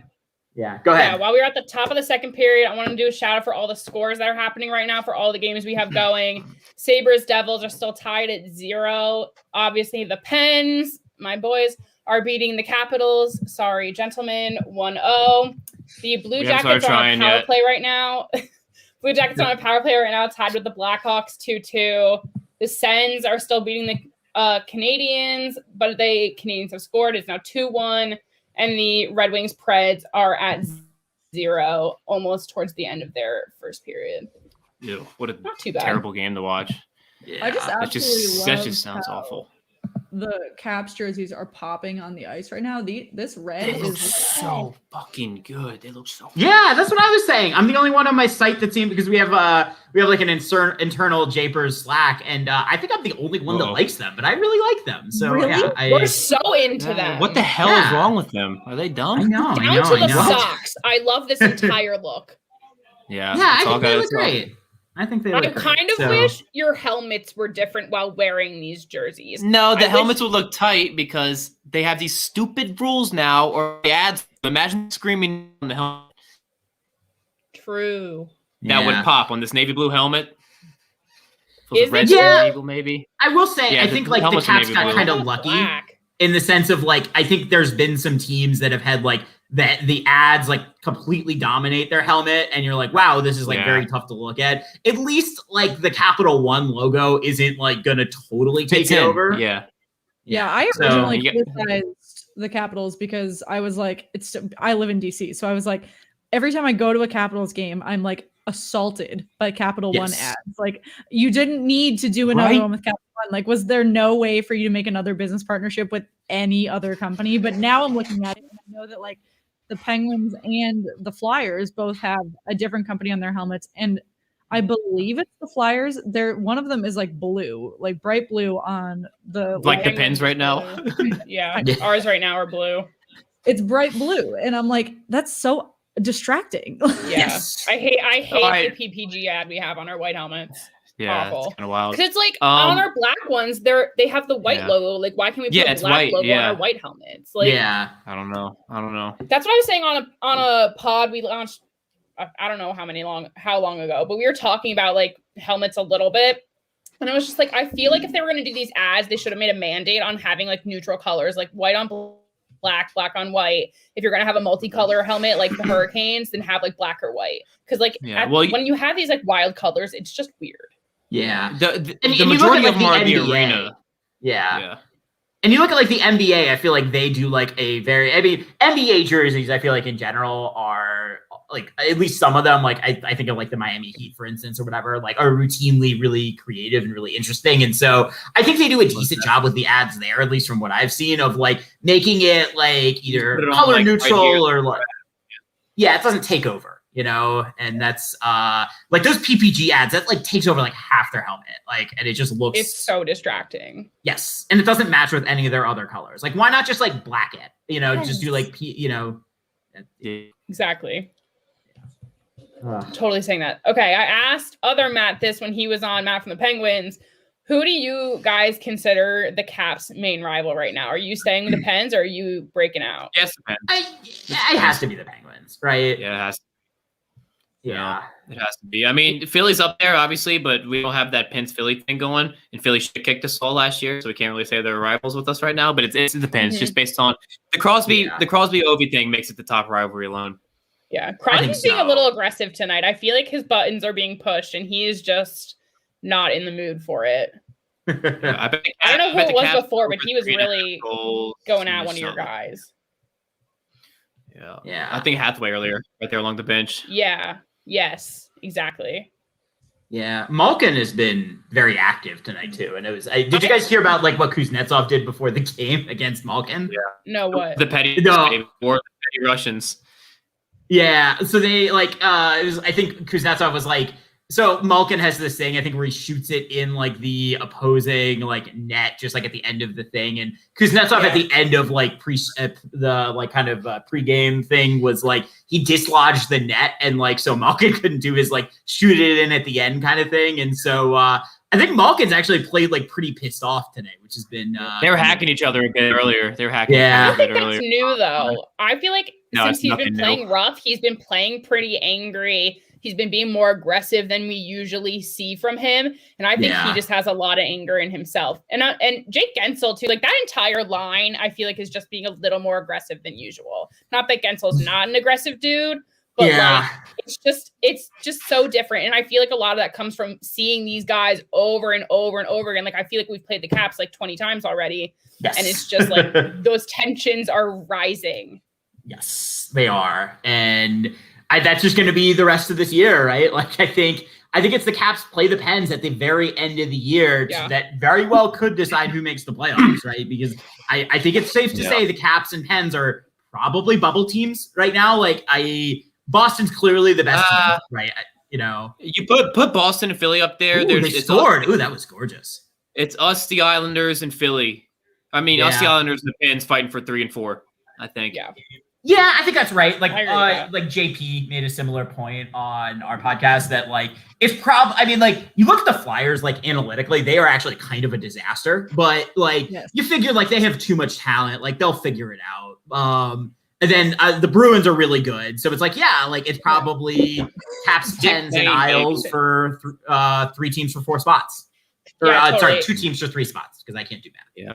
I'm a lawyer, I think that's one thing we're all going to agree on is that like the Rangers, maybe not Shannon will agree with this. The Rangers, Devils, and Buffalo are going to be the bottom Devils 3. Are fighting for that 4th slot, people. They're fighting for the 4th slot. No, but they are one of these days. Speak for myself. The Rangers, Devils, and Buffalo are going to be at the bottom. They're not really going to be a contender in the long run. So those top 5, it's going to be really tooth and nail at the end, I think. But I disagree. Richard Panik, nice goal there. Yeah, in DC, he goes by Dick Payne in DC, but Richard Panik with a nice little tuck there. I ran. Right in the that corner. was one of my subjects this morning. Was like Richard Panik is like shot suppression wise is like maybe one of the better defensive forwards in hockey this year, which is kind of wild. So if you're a stat guy, you're a Richard Panik guy. Stat guy Blake is obsessed with Richard Panik. Yes, yeah. Is that Kevin? Yeah. Oh God. This is Kevin he's one of our Belly Up Sports podcasters, and he's not wrong. You can't say that when the Flyers aren't actually second right now.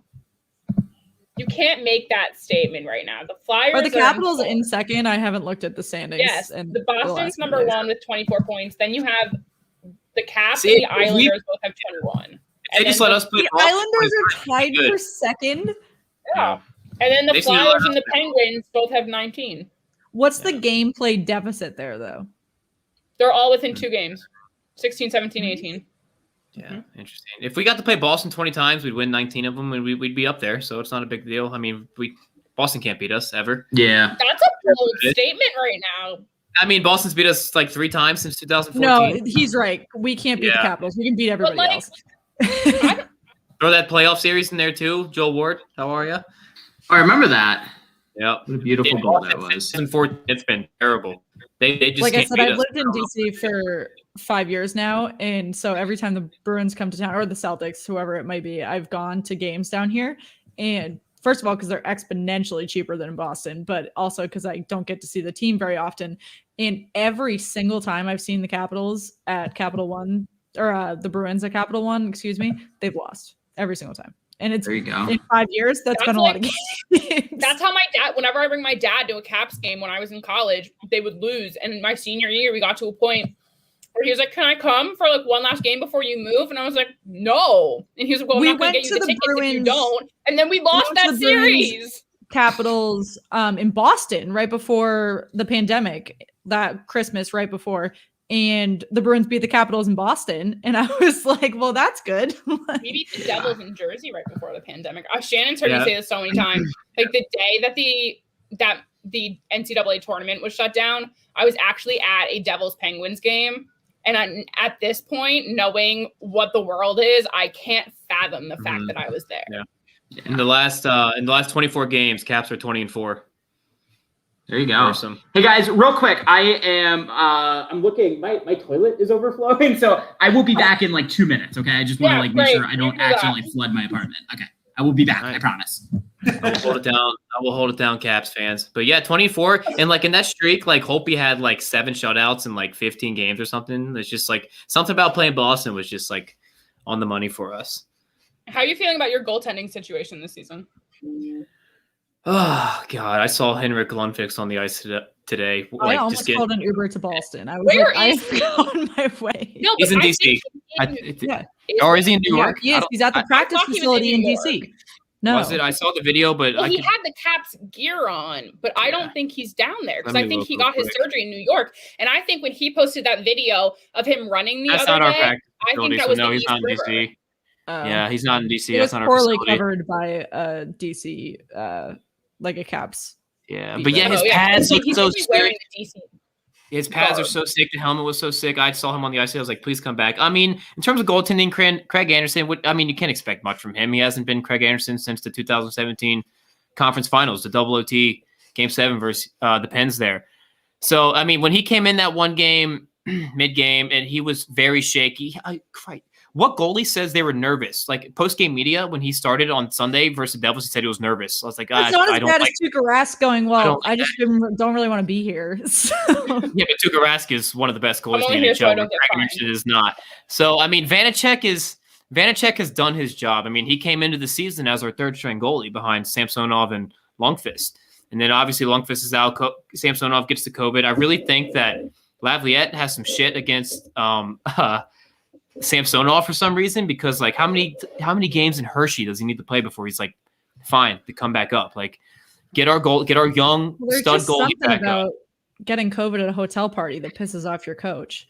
Yeah, there's you can't don't get me started. Like God forbid 4 Russians are watching the UFC fight in the room, but the entire Tampa Bay Lightning can go watch the Super Bowl. Yeah, it's all good away from the rink in a hotel lobby, but it is what it is, I guess. I don't know. But yeah, Vanacek's done his job. He obviously went through a tough stretch there. I mean, he won rookie of the month in the NHL in January. He went through a couple games where he was let up like 3 goals a game. I think he let up like at least 3 goals in like 6 of his 8 starts. He had started 13 straight, and he did his job. He's tightened it up lately. I mean, the past few games were debatable, should have been shutouts. I mean, that one game against the Pens where Ashton Reese comes like crashing into the net and it goes in and we lose 3-1. It's like, that sucks. That ruins the shutout. And then against Buffalo, same thing. 10 minutes left in the game. He gets absolutely sniped. It's just like, another 3-1 win. But it's like, he's been good. I need Samsonov back, though. I need Sammy back. Yeah. Greg, you're still muted, but I hope you didn't drown.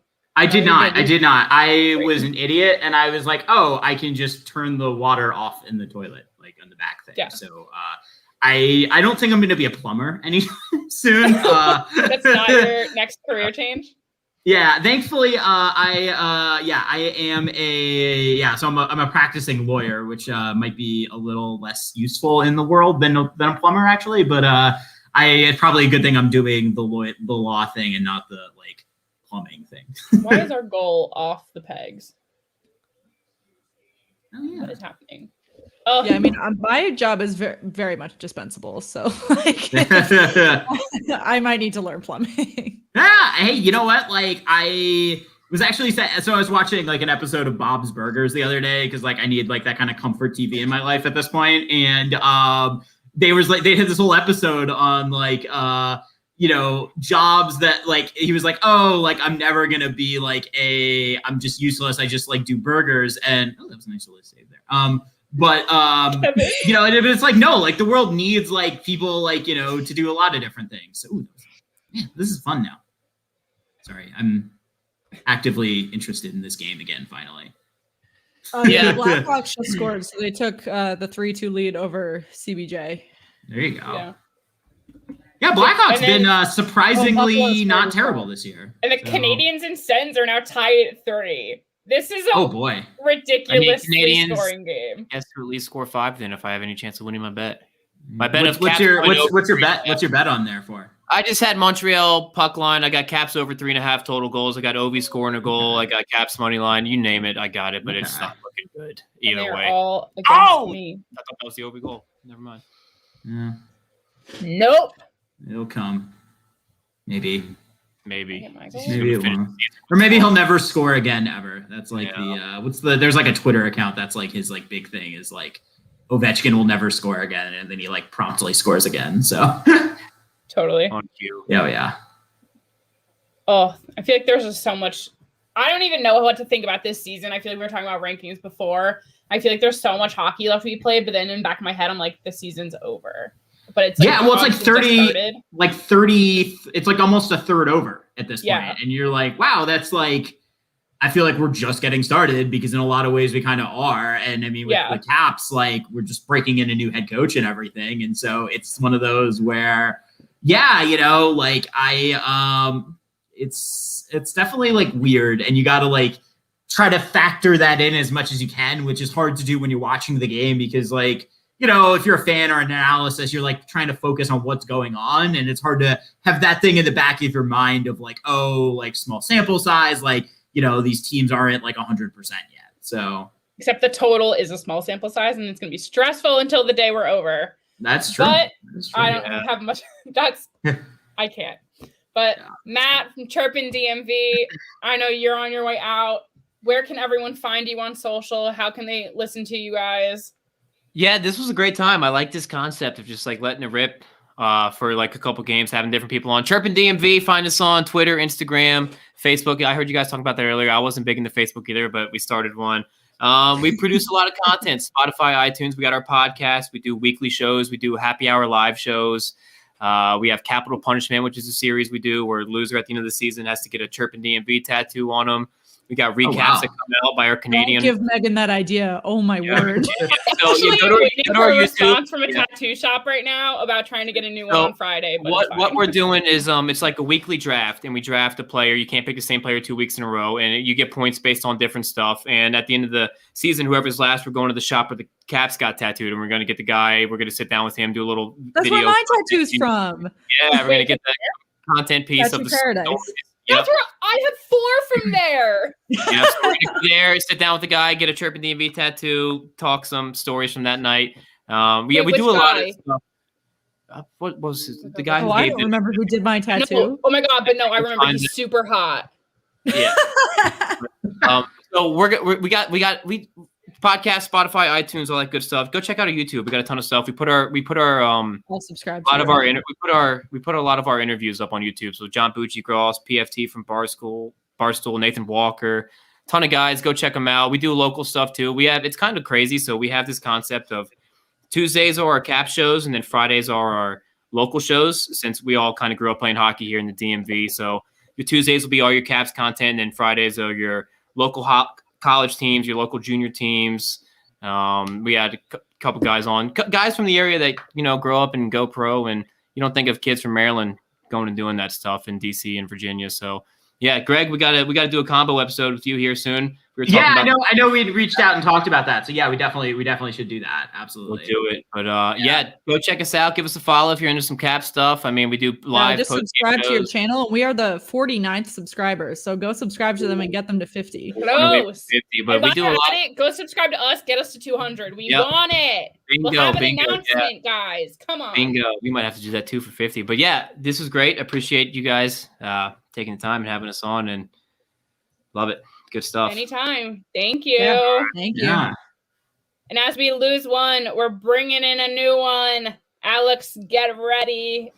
You've seen him on here forever. Mr. Alex Nuttall. What's good? Alex, Patrick Laine gets concussed, and then he just tied the game up. Yeah, again, that's his second power play What's goal the tonight. tea? I have been using a very colorful vocabulary so far this game. Rightfully so. Who has tattoos? Important question. I have 5.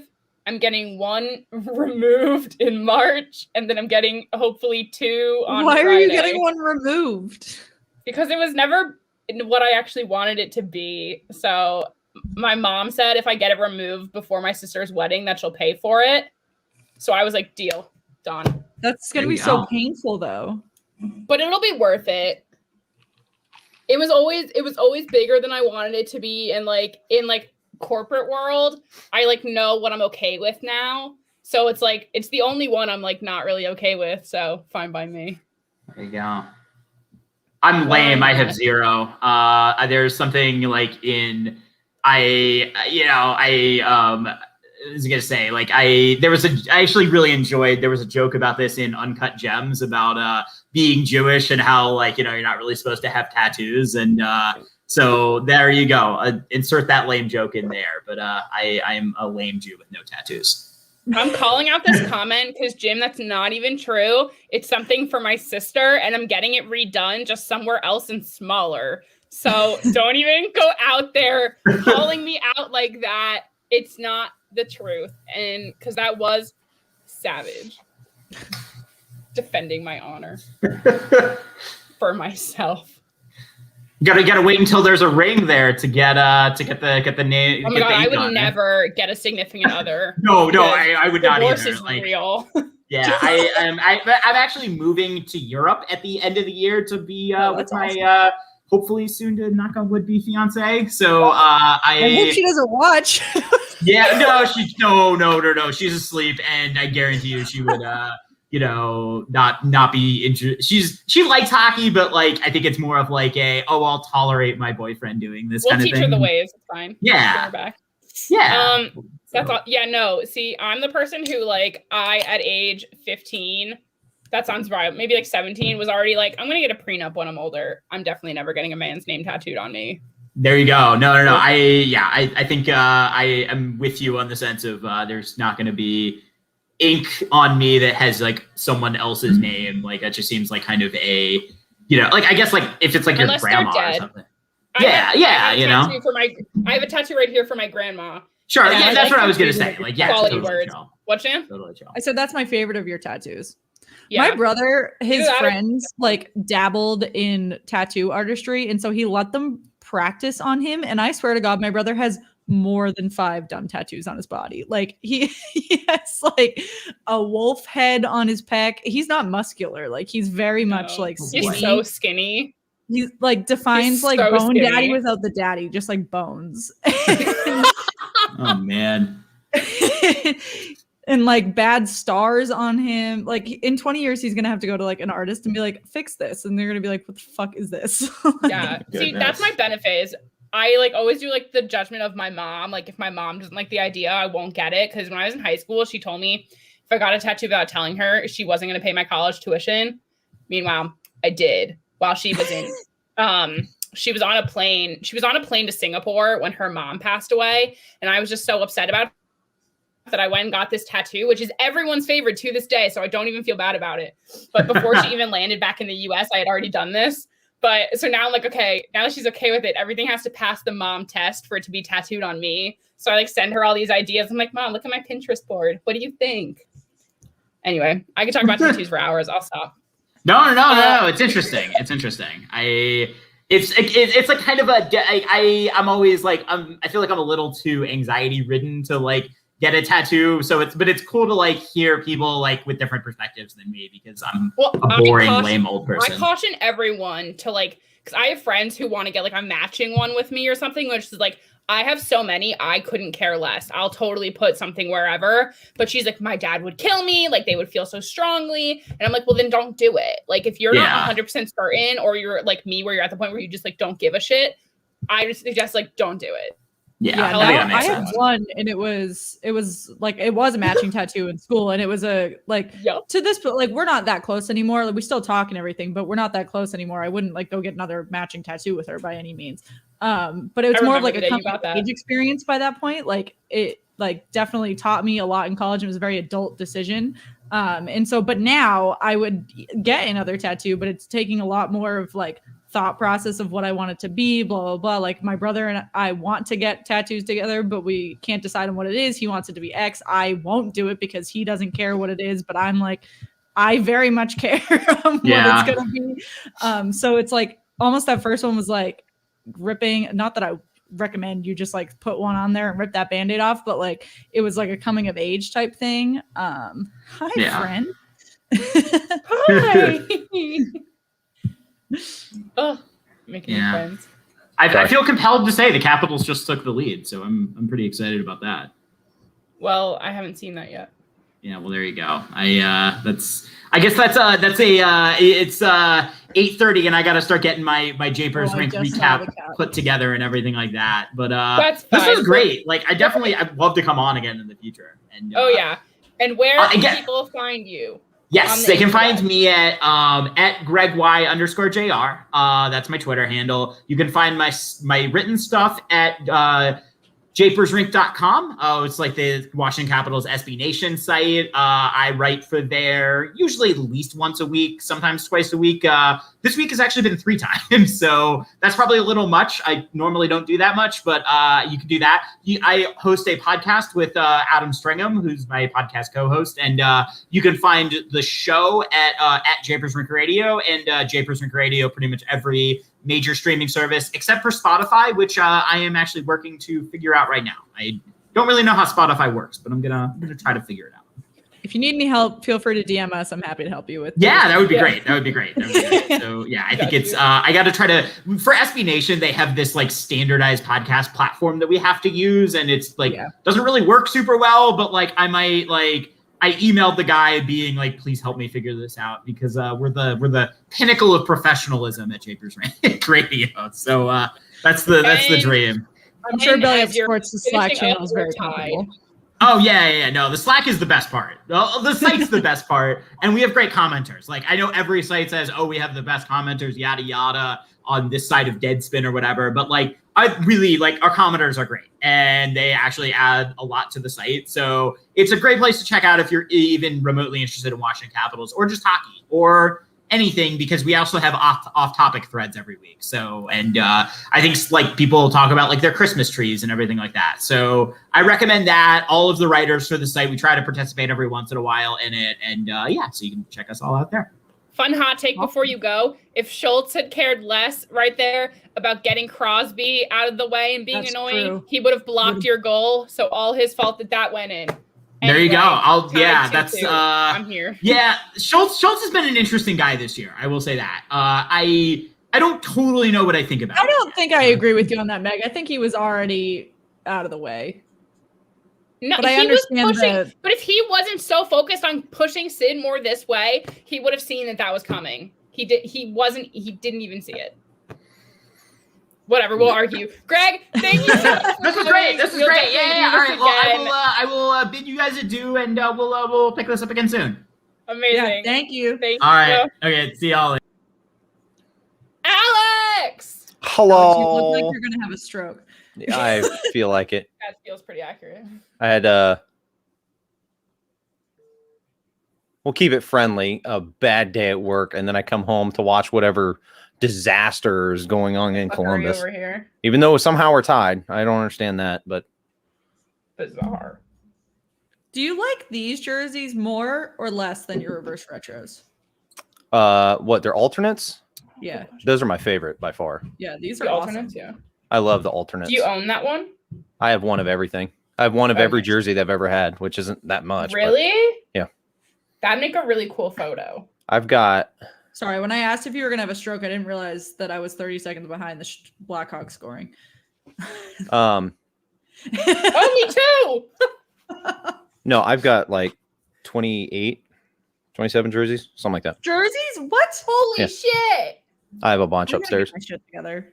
I was texting someone today about how I want to hang up my jerseys whenever I like move back to like Hoboken, New York area, because like I want to do like I feel like I want to get sticks that I can hang hangers on and do like rows, like levels, you know? Yeah, I know. Eventually, I'm gonna do that once we get a house, not in a condo.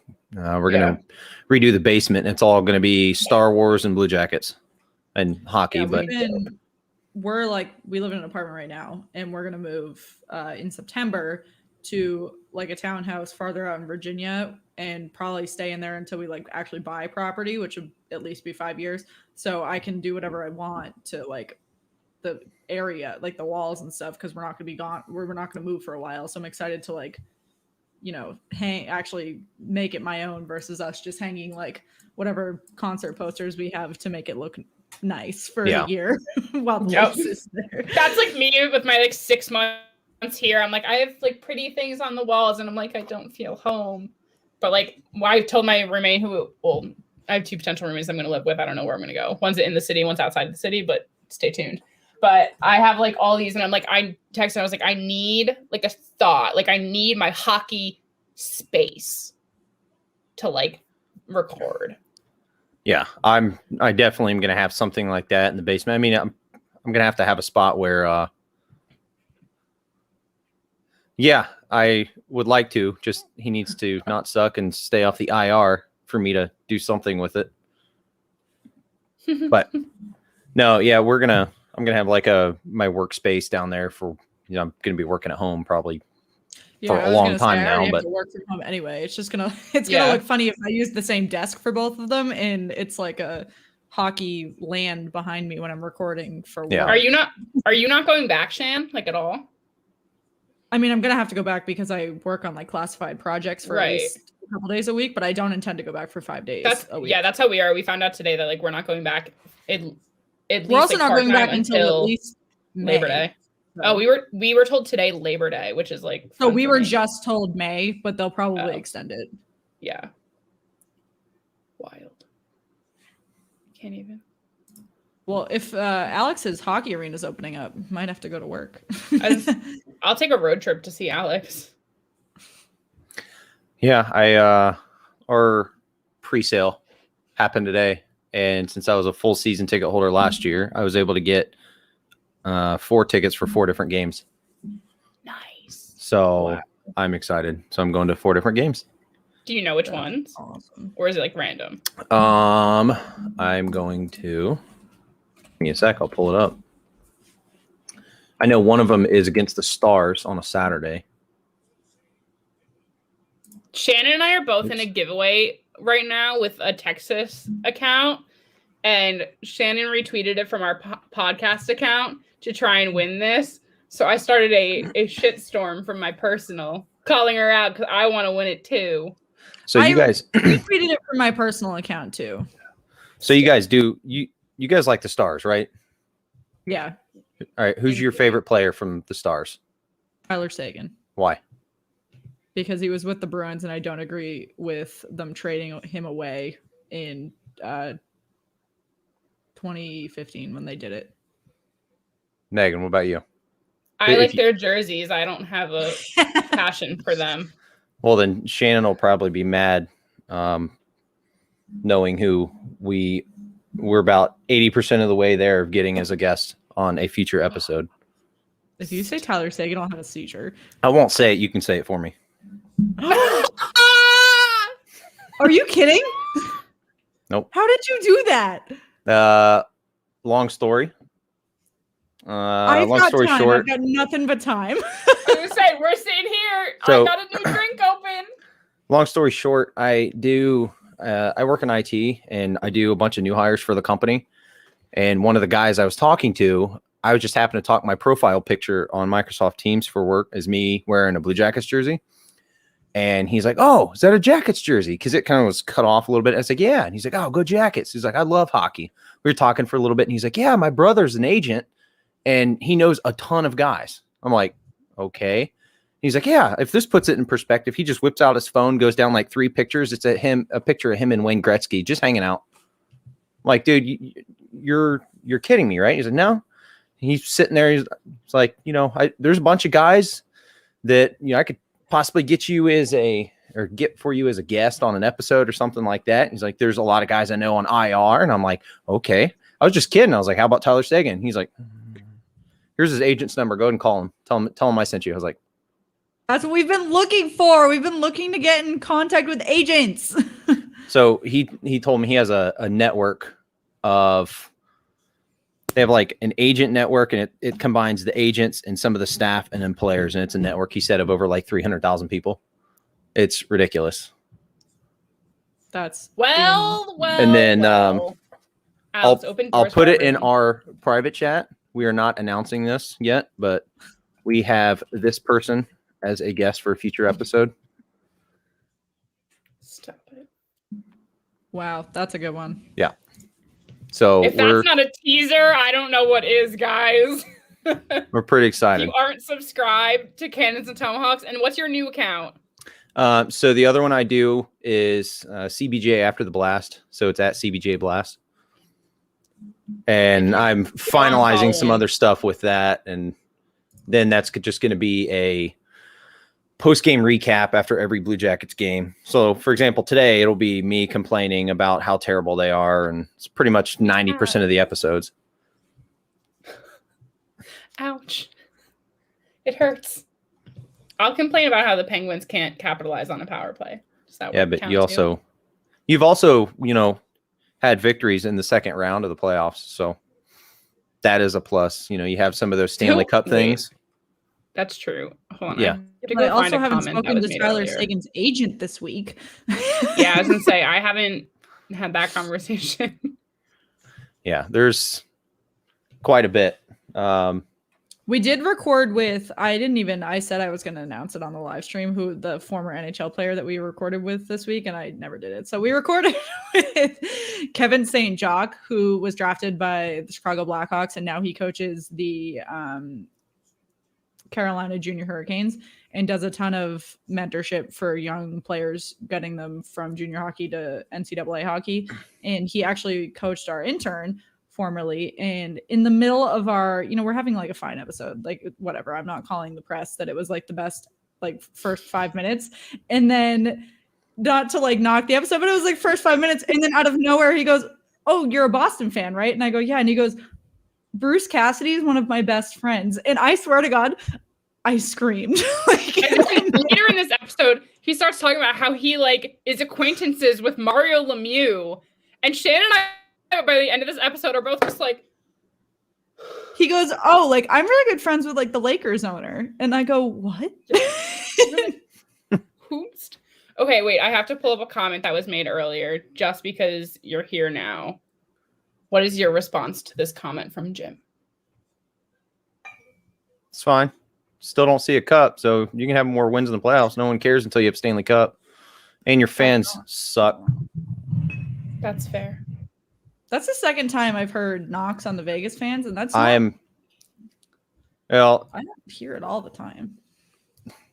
I'm always going to have a thing against Vegas because it's, they get the expansion draft the way it was supposed to be done. Right. And then the Blue Jackets get screwed. The Wild get screwed. The Stars initially got screwed. The Predators get screwed. Florida gets it is what it is. I mean, I was 2 seconds last night away from buying a classic North Stars jersey, and they only had an extra large, and I was just so displeased. You should have got it for me.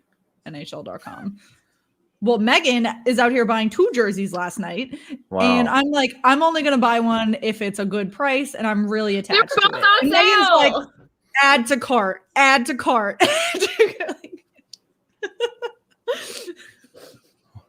That's a terrible stat for the Blue Jackets. For Patrick Laine, he got 2 power play goals in the same period, and they said he's the first person First Blue Jackets player to get 2 power play goals in the same period in 7 years. That is really not a good stat for you. Like, Yeah, that's rough. This team is ridiculous. Honestly, I'm kind of hoping they just start losing a bunch and they fire Torts and just get it over with. Because I think that probably the most frustrating thing with that is, you have these lines that have been playing well together, and then you're 2 shifts into the game, and then it's like, all right, well, screw that. We're just going to mix everybody up. Okay. I mean, they just scored, but whatever. Sorry, I have a friend who's texting me about the gym. I am just like, I'm so nervous finishing this third period or finishing the second period for the Pens Caps. Like, I hate going into a third period 2-2 right now. Shan, guess who's announcing for our intermission coverage? It's not Patrick Pierre. Sharp. Yeah. The love of my life. Now that's a guest that I would die over. Oh, I'm so on it. Is Torts in crisis? All I hear is that he's like the best coach and that any team would be so lucky to have him. And I was shocked that he was still in the NHL after his year with the outburst on the bench and like all of like chaos reigning. Torts will never win the Blue Jackets Cup. No, he won't.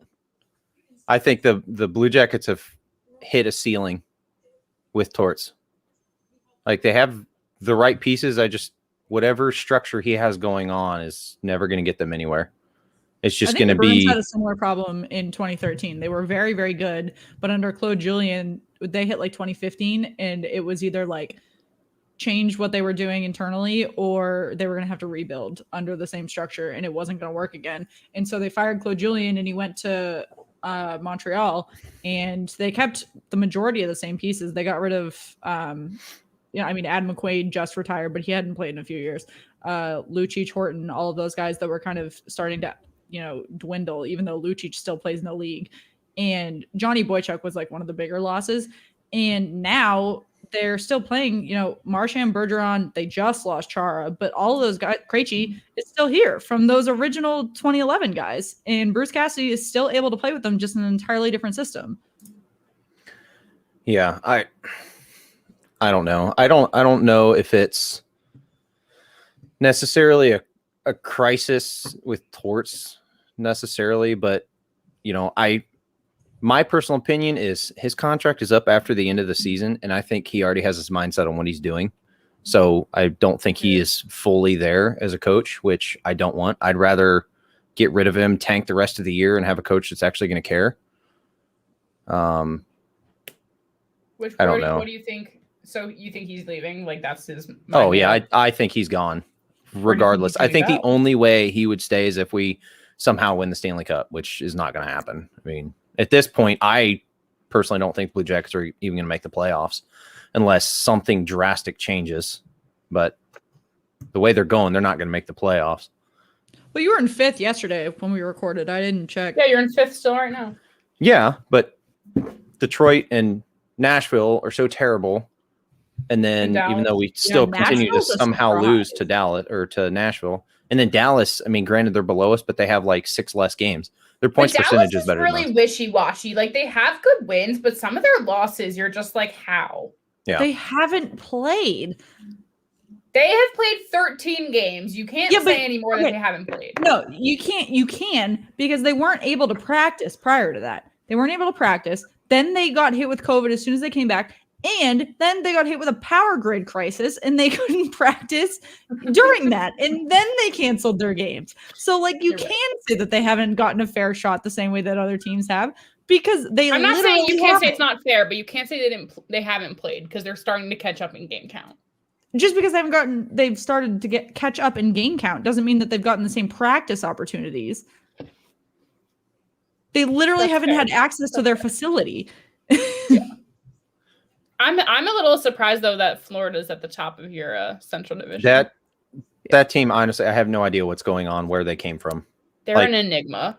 And the thing is that a lot of young talent though. A lot of young talent. What they're just not like.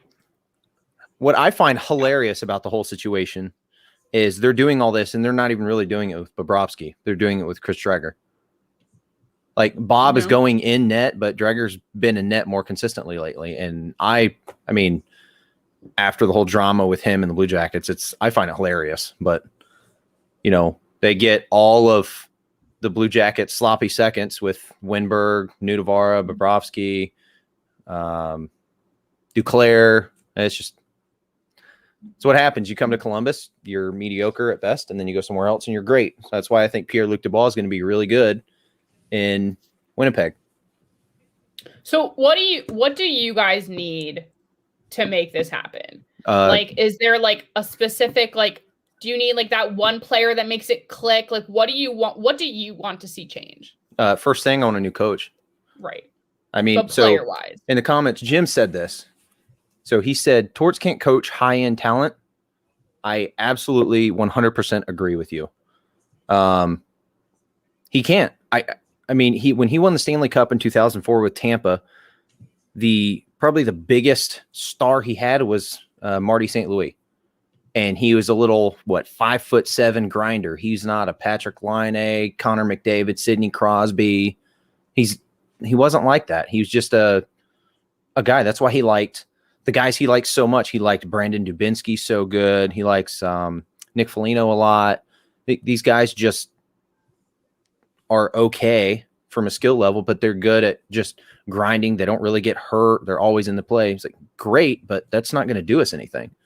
You know, I think his defensive structure ultimately pisses off guys like Laine or Pierre-Luc Dubois or Artemi Panarin or Rick Nash, because even though Rick Nash wasn't there, just a player of that caliber, because they have a bunch of offensive skill that they're not allowed to do anything. It's like, hey, Patrick Laine, welcome. You have to be a defensive player. I get you need to learn how to play defense, but at the same time, if you're not going to let him do what he's paid to do, like Seth Jones is paid to be a defenseman. David Savard is paid to be a defenseman. Patrick Laine is paid to score goals. I honestly could not care less if he plays defense or not. We haven't had a player like that, so that's what we need. Totally. I mean, hopefully, new coach, you guys will see some type of turnaround, but I mean, the only thing with all that is I don't even know who's available. Yeah, that's what I was gonna say. I'm like, I don't really know who you're gonna bring in, and I mean, there's Gerard Gallant, but he was already with us one time. It was a long time ago. Yeah, I mean, it's so hard. This like weird year just kind of throws everything off because I feel like we could see a lot of coaching changes, but then it's also like, is this year kind of like a pass year for like mediocre coaches that they'll give them one more, or is it like time to let mediocre coaches go? Babs, no, he is actually Mike Babcock is going to be a coach at Saskatchewan University. Yeah, that's who Rod Peterson had on today, Meg. Oh. Yeah, I have my opinions, and I'll just make it short and sweet. I would not want him in Columbus. I would never want him in Columbus. No, he's past his prime. For sure. Yeah. It's just, I mean, I don't know who they would have, because I have a feeling with the front office staff in Columbus, Torts is gone. They're probably going to just be like, all right, we're going to make one of the assistant coaches your head coach. Well, no, they suck too. Our power play's been terrible for 6 years. Our defense is good, but our offense has been terrible. I don't know. I don't know if it's a time to start over type thing or get rid of just the coaches and kind of start fresh there, but I have no idea. We'll see what happens in the coming years. Hopefully we'll get you a cup at some point. One can only hope. I would like to, but I don't see it happening anytime soon. Not with the players we've got. Because, you know, there's other pieces that we need, but we have guys like Nick Foligno, his salary cap is horrendous for the little amount of offense that he gives us. Granted, he's the captain, but if he wants to stay next season, he needs to understand he's going to have to take a team-friendly pay cut or go away. You know, we'll have to find a new captain. I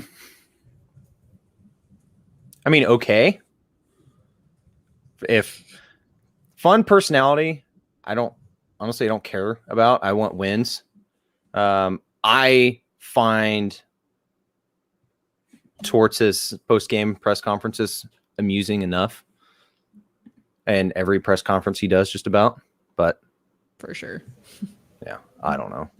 I think it's just kind of a take it one game at a time thing. But I've been hearing the same crap out of Torts for 6 years.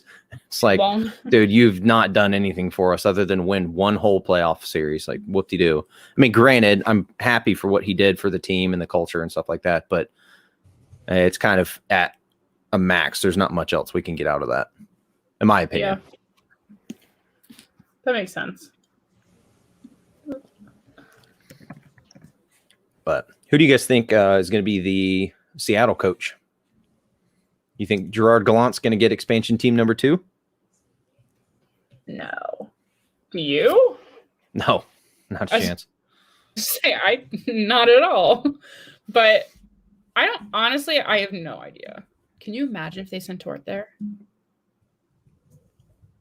That'd be a mistake. I don't know. That's the thing. I feel like I really don't know who's available. Oh, I think now the problem with Seattle is, Vegas's first season, they get to the Stanley Cup Finals. So now all of a sudden Seattle has these massive shoes that they have to fill of, well, if you're not successful in the first season, then, you're a wash. Well, no, Vegas just had it done properly. True. I had someone responded to our Instagram story tonight when we posted asking if people had questions. Someone asked about Vegas. Is this year Vegas's last chance to possibly get to the finals and win it all? I feel like I've talked about this a few times. I feel like they could be getting to that point where it's like at some point they're not a top team, they're just good.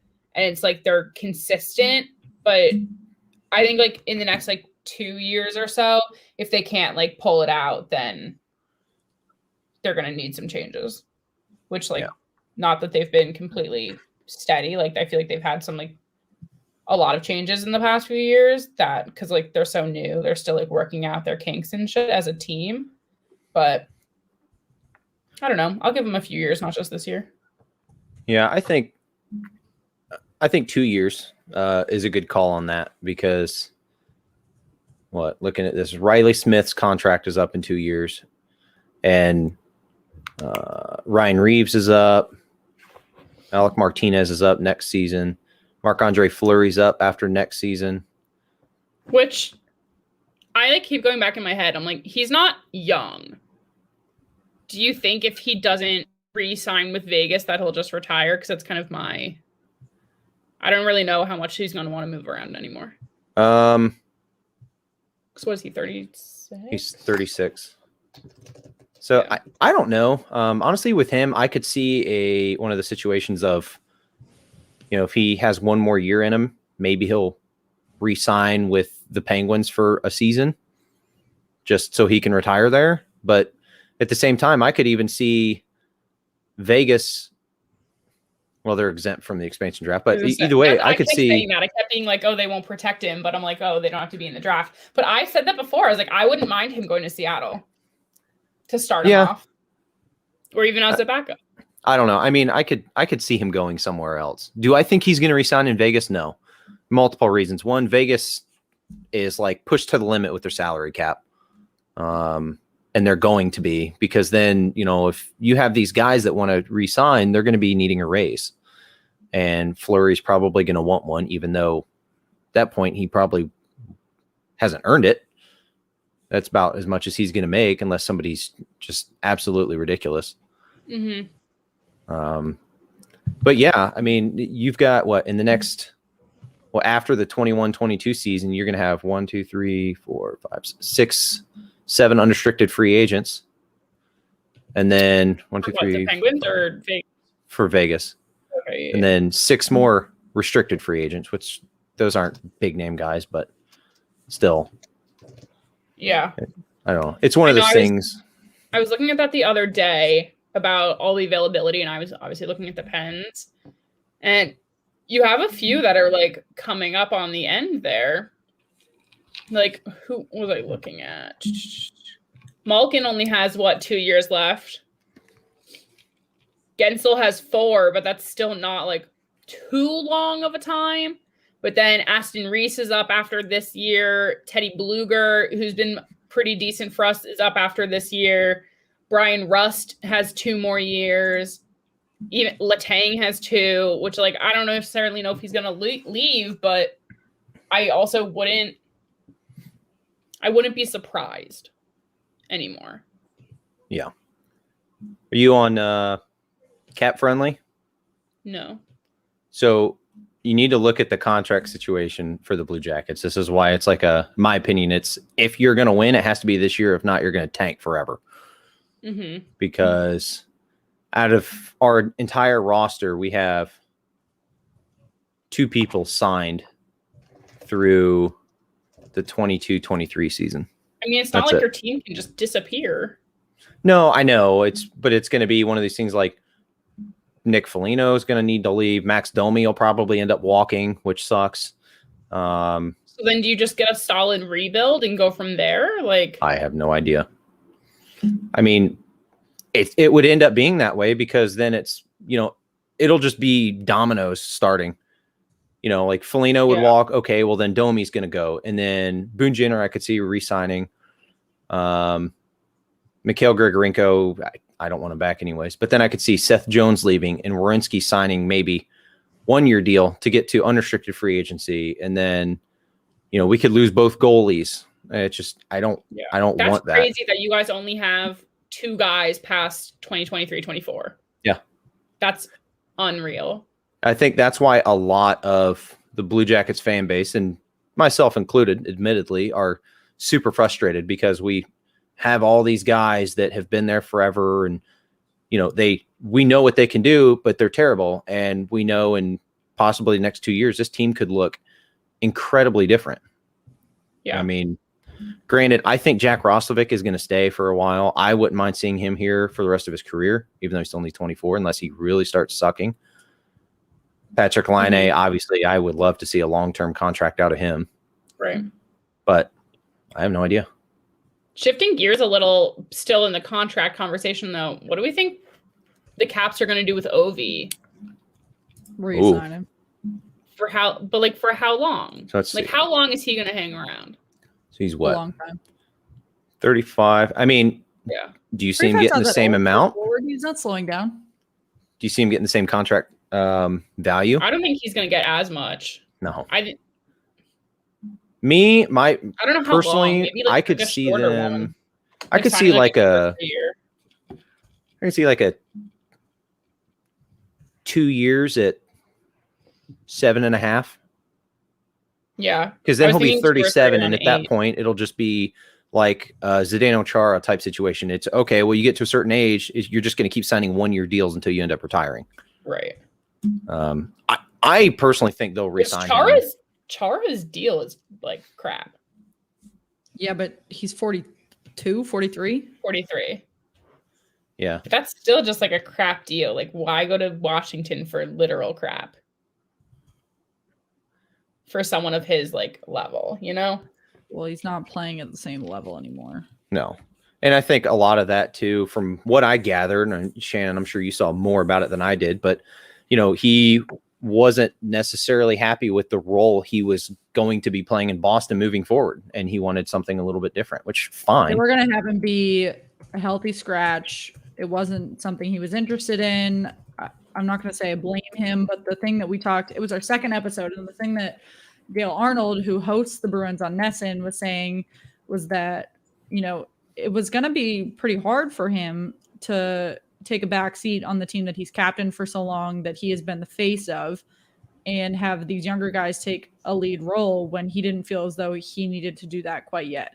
And so, I mean, he can still retire a Bruin. He can still, do that dumb 1-day contract thing. He can still say, I'm a Bruin. I'm not a Capital. I'm not a Senator. I'm not a Ranger, whatever it might be. Yeah. And that's fine. That's fair. I could see it. I mean, that's what we all want Tom Brady to do, but I'm not hopeful that he's going to do it. Is that what people are looking for? Yeah, they want him to. I was just talking this weekend to a big Patriots fan, and he was like, if Brady doesn't sign the one-day deal to retire a Patriot, I'm going to flip out. And I was like, he's not going to do that. No. I'm a Patriots fan that he won't do that. He doesn't care. He's too self-motivated. Yeah. Now, I mean, maybe 5-6 years ago, I could have possibly seen that. Someone that I'm surprised didn't do that was Peyton Manning, but it is what it is. Brady, no way. He did go, but he played a lot of years in Denver, though. Yeah. Yeah, because he was there, what, 4 or 5 years? Yeah, and he went to the Super Bowl with them. Mm-hmm. Mm-hmm. I don't know. Will Ovi surpass Gretzky's all-time goal record at 892? He is currently sitting at 712. What's the? I'm sorry. The stats again? So he's got the Gretzky's record is 892 goals career, and Ovechkin's at 712. Yeah, he's gonna pass that. Well, how long is? Yeah, that's. I mean, he's still averaging 40 goals a season at minimum. No, that's what I'm saying. It depends if he only plays 3 more seasons. But that's, I mean, that's 180 goals. If he's getting 40 per season, he's still 60 short. Like 5 seasons there, you need to pass it. Do you think he's going to go for another 5? Yes. Really? I don't.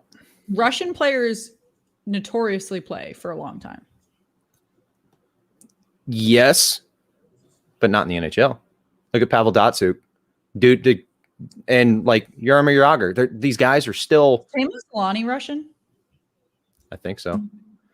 Like they're still 45, 50, 55, it seems like, and they're still playing. I mean, it's ridiculous. But that's the one thing that, granted, Ovechkin is very good. He's one of the best at his role that's ever been. But there's going to come to a point where someone is going to be better just because he's getting what old. the problem's going to be is when the Capitals enter their rebuild in the next year or so, he's not going to be able to put out as much. And then he's probably going to be like, screw it, I'm going to go play in Russia. I don't think he's necessarily going to slow down, but he's not going to sign with another team. So it's caps or bust for you think? Yeah. That's fair. I could see that. I wouldn't be surprised if it turns out to be that way. All right. Future hot take. Do you think McDavid could pass Gretzky's record? Since he keeps having these 9-8 point nights all the time, it seems like. I think we need a few more years to say. I think it's too early to say. I think he has a chance at the points record, but a lot of that depends on how healthy he stays and how long he plays. And yeah.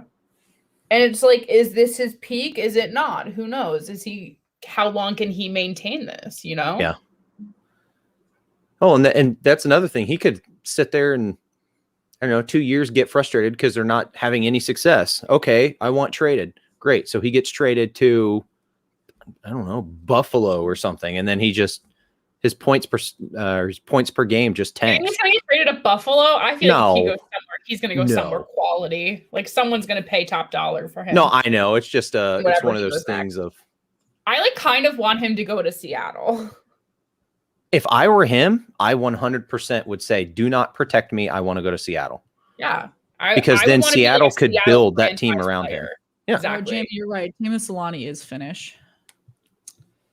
That's right. I don't know. I feel like I understand not wanting to be protected, but it's such a gamble. Like he can go there and his career could blow. And then it's the same thing that I'm saying. Like he's killing it now. At least there's like potential, you know? Which is like, I think as long as he's with Edmonton, he's not going to get to the cup. But I don't know. Right? There's just like so much uncertainty. I guess don't protect him and he can be the face of the franchise somewhere else. But I mean, he was supposed to be the face of the franchise in Edmonton, and is like, yeah, he's getting 8-9 point nights, but like, I'm gonna get, if there were more people watching, I would get destroyed. But like, they have Draisaitl, they have McDavid. Like, yeah, you need more than just a great top line to be successful. The Bruins would have won a cup by now in the last 3 years if you needed more than just a top line to be successful.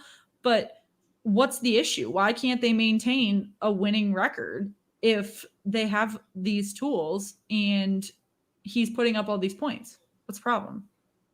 Everyone else.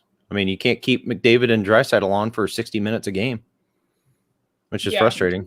For 28. But it's like, how long can you maintain playing so many minutes, especially in like a really Jamie has another really good point that McDavid has more assists than goals. McDavid always leads in assists. He doesn't lead in goals. Yeah. Right. That's what we were saying. I think what Alex said, he may catch the points record, but not necessarily the goals. Yeah, Brad Marchand was actually tied with Ovechkin for the most goals until Pasternak just passed them, and then Ovechkin and Pasternak were tied for the Hart Trophy last year. It wasn't McDavid or Draisaitl. Interesting. The top 5 were those, though. It was Marchand. Well, Matthews might have jumped in there too, but it was like those primary guys. Shan, do you have the Devils game on?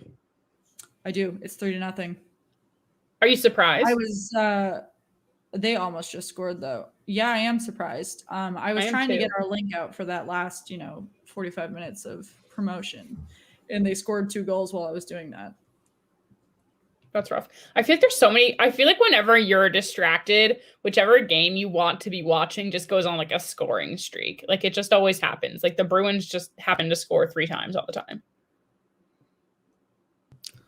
I'm not surprised. Speaking of the Bruins, what about that? There's 3 goals in like a minute and a half in their outdoor game on Sunday. So I do have a comment on that. 1 second when I hit. While Shannon's doing that, I'll just give a quick score run through for all the games that are happening right now. Sabres are up 3-0 over the Devils. Penguins, Caps are still tied at 2. The Blackhawks are currently beating the Blue Jackets 5-3. Canadians are now beating the Senators 4-3. The Preds and Red Wings are tied at 0. And then starting at top of next hour, we'll have Edmonton and Vancouver facing off. But there is still a lot of time before that happens. Anyway, Shannon, your comment. So, as many of our loyal followers know, I live with a Philadelphia Flyers fan. And the Bruins and the Philadelphia Flyers just played in Lake Tahoe. And so it's Sunday. I'm like, I'm going to make a nice appetizer, either like some air fried chicken tenders, some like nice sweet potato fries, something like that. And it was all planned out in my head, just assuming that we were going to sit our butts on the couch at 3 p.m. and watch the game. Then Saturday, it gets pushed to 7 p.m. I'm like, whatever. My plan is not foiled. We'll just make it dinner time, not afternoon time. Then we hit 7 p.m. I am wrapping up my lovely meal, and the game has not begun because of the sun. And it begins at a ripe 8:15 p.m. on the East Coast on a Sunday evening. And I'm like, work? No, don't have that. It's fine. So then, never matter. My lovely counterpart, the Philadelphia Flyers fan, had said earlier in the day that he probably didn't want to watch the game because he was not pleased with the roster going into the game, which was fair. They were not promising because of the COVID protocols. So we go in and the Bruins score 36 seconds in. Thank you, David Pasternak. And we're eating dinner. I'm not even in front of the TV. And I hear the goal horn. And obviously I react. I yell. And he goes, "This is why you're not fun to watch games with." And I go, "I think I'm pretty damn fun to watch games with. People watch games with me every week."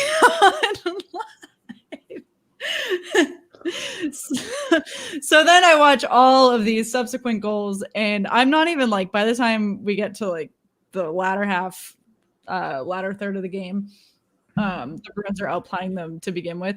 And I went to brush my teeth and get in bed, and the Bruins scored the 3 goals. And I come back and I'm like, what the shit? And my boyfriend looks up and he was like, turn it off. Like, turn it off. I'm not like, do not keep this on the television. So that was how my Lake Tahoe experience went. Yeah, it was a really cool venue. I hope they do stuff like that more often. I hope they really plan cool a little ahead more. Like, I Yeah. hope they have like a plan in place for that circumstance. Like not The play in thing the is- middle of the day Yeah. in California and Nevada. But I think also like the setup of literally just having that singular rink is all that there was, is like inviting the sun to be down on it. Like if they had like a full setup, they probably could have had, I don't know, a more fancy freezing system. I don't know. You know what I mean? Like there had to have been like an alternative there. Well, I mean, it's also, I said it earlier that it was such a high scoring game because the sun glare really does affect goalies. If it doesn't affect the offense, it really does affect the goalie's ability to score. And when I was live tweeting the first half of the game on our account, and I had said to, I think it was Northern Light Sports, that, you know, these outdoor games are fantastic and they do look really great, whether you're there or not. I don't know if either of you has been to an outdoor game, but they're absolutely incredible to go to. Even though the one I went to, it was like -5 degrees out. So that was a little rough, but like the experience itself is really good. It's great. And if they're going to keep doing those, and they really should capitalize on those. They need to look a little bit more into the equipment. Obviously outdoor equipment is not new. Like there are plenty of sports played outside. The glare of the ice is something that they're going to have to consider, but I think that they really need to look into some, like, it was a huge blunder that they couldn't have this game. They lost. We looked at the TV ratings earlier for the Avalanche Golden Knights game, and they lost all of those East Coast viewers, barring all the people that just happened to be up at midnight. But I believe I was up at midnight on Saturday. TV ratings as a whole are made primarily up of like East Coast viewing. Right. Like by far. Also, if they were, so even if they missed all the East Coast viewers because it started at midnight, that's 9 o'clock where they were. So, or where like the primary Colorado Vegas fan is. 9 o'clock on a Saturday, I am not sitting down and I'm like, you know what I should be doing right now? Sitting down for this Golden Knights game. Like that is not what would have gone through my head. I would have been like, unless I was sitting down to like play a board game or something, like I would have been like, nope, we should probably, you know, go out to whatever COVID friendly outdoor freezing patio I can go locate. Like that is not what my first inclination would have been to do once that got postponed. Yeah. Yeah. I just think the whole thing wasn't handled well, in my opinion. Whoever was on our Twitter at the time, like you could tell I was getting like really annoyed by it all. I was like having a field day tweeting some BS crap about people, but I don't know. Oh yeah, I wasn't around that Saturday when it got postponed, and so Megan was going to town. It was tweeting really shady.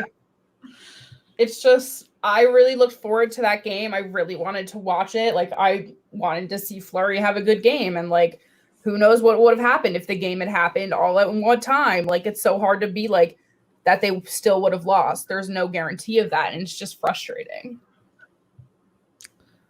Yeah. And speaking of Fleury, can we talk about his mask real quick?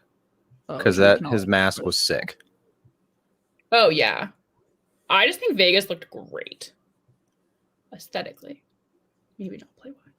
I mean, I still can't get myself to like the red jerseys that much, but they're better than my opinion, they're better than the all gold ones. I actually loved them when I saw them. I thought they were going to be stupid, and then I saw them, and I like almost bought one yesterday.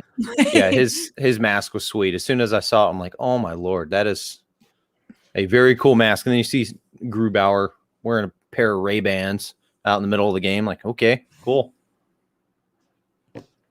Yeah. Jack, are you an Ottawa fan? That's unfortunate.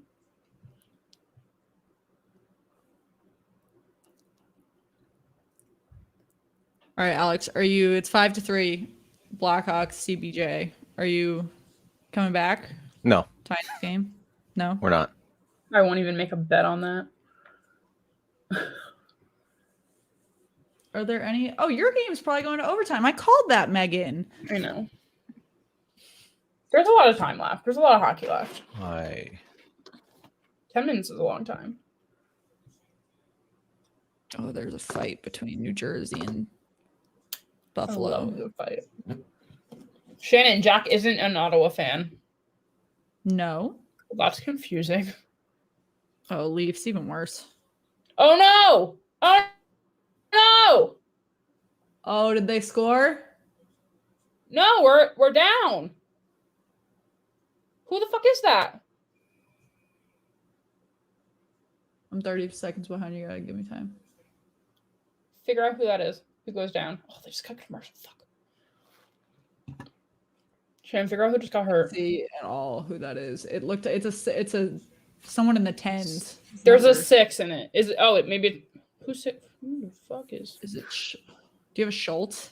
Does that make No, sense? Schultz is on the Capitals. I know there's a Schultz on the Capitals, but it looked like. Oh, do we have one of those too? Not that I'm aware of.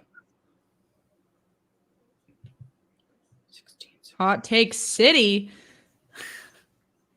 Well, they just scored.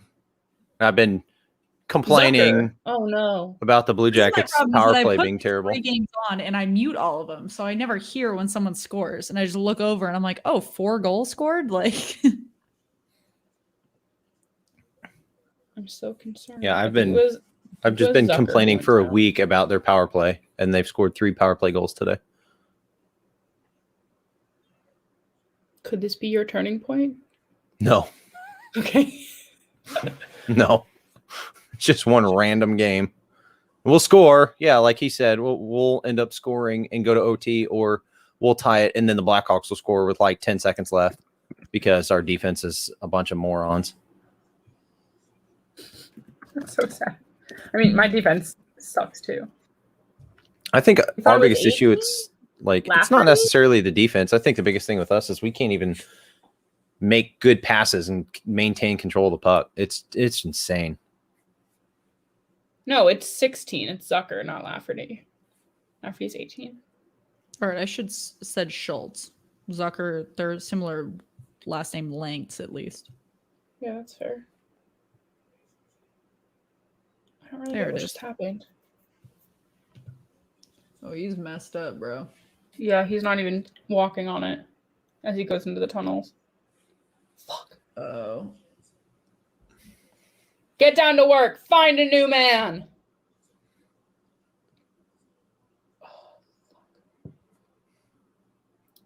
I'm so sorry if there's any underage children on this. Not that there would be, but who's talking about gold helmets? Oh, the gold helmets are ugly. Don't even go there, Jack. Yeah, I think those look terrible. They're horrible. oh, are they wearing their gold helmets? No, No, someone just commented on it. Oh, hello. Who are you? You're new. Hi. Who is your fandom? Tell us who you like.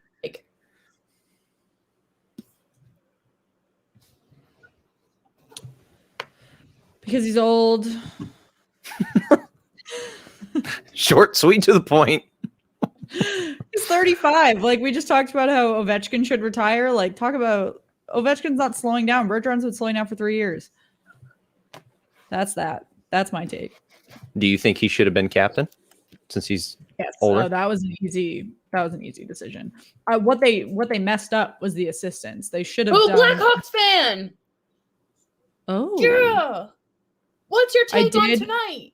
I did comment on a bunch of live streams for other games and say that we were covering the Blue Jackets Blackhawks game and to come hop on. Well, we are. We have a So Blue keep Jacket. telling people that we're covering the Blue Jackets Blackhawks game. It's 5-4 Chicago against CBJ. CBJ needs 1 goal to send us to OT. It could tie. It could tie. The Penguins and Washington Capitals are 9 minutes away from OT.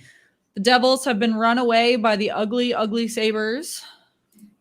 Those are the 3 games I have in front of me, so someone else will have to give me a score update for the rest. Oh, Montreal and Ottawa's tied 4-4 with 5.5 left. Oh, I'm putting that game on. Fuck Yep. The Devils. Nashville and Detroit are tied at 0 still. That's an awful And game. I am not okay. Should I Yeah, wait Alex, on NHL use your TV? Twitter to plug this. Yeah, why not? Yeah. Oh, Someone we got Brady retweet Tkachuk on Hattie Watch. Alex Nuttall. That is me. Yeah, Alex. Yeah. Oh, I mean, That's what's up, fine. Kevin. Tell him. You tell him. You don't tell people when you come on here.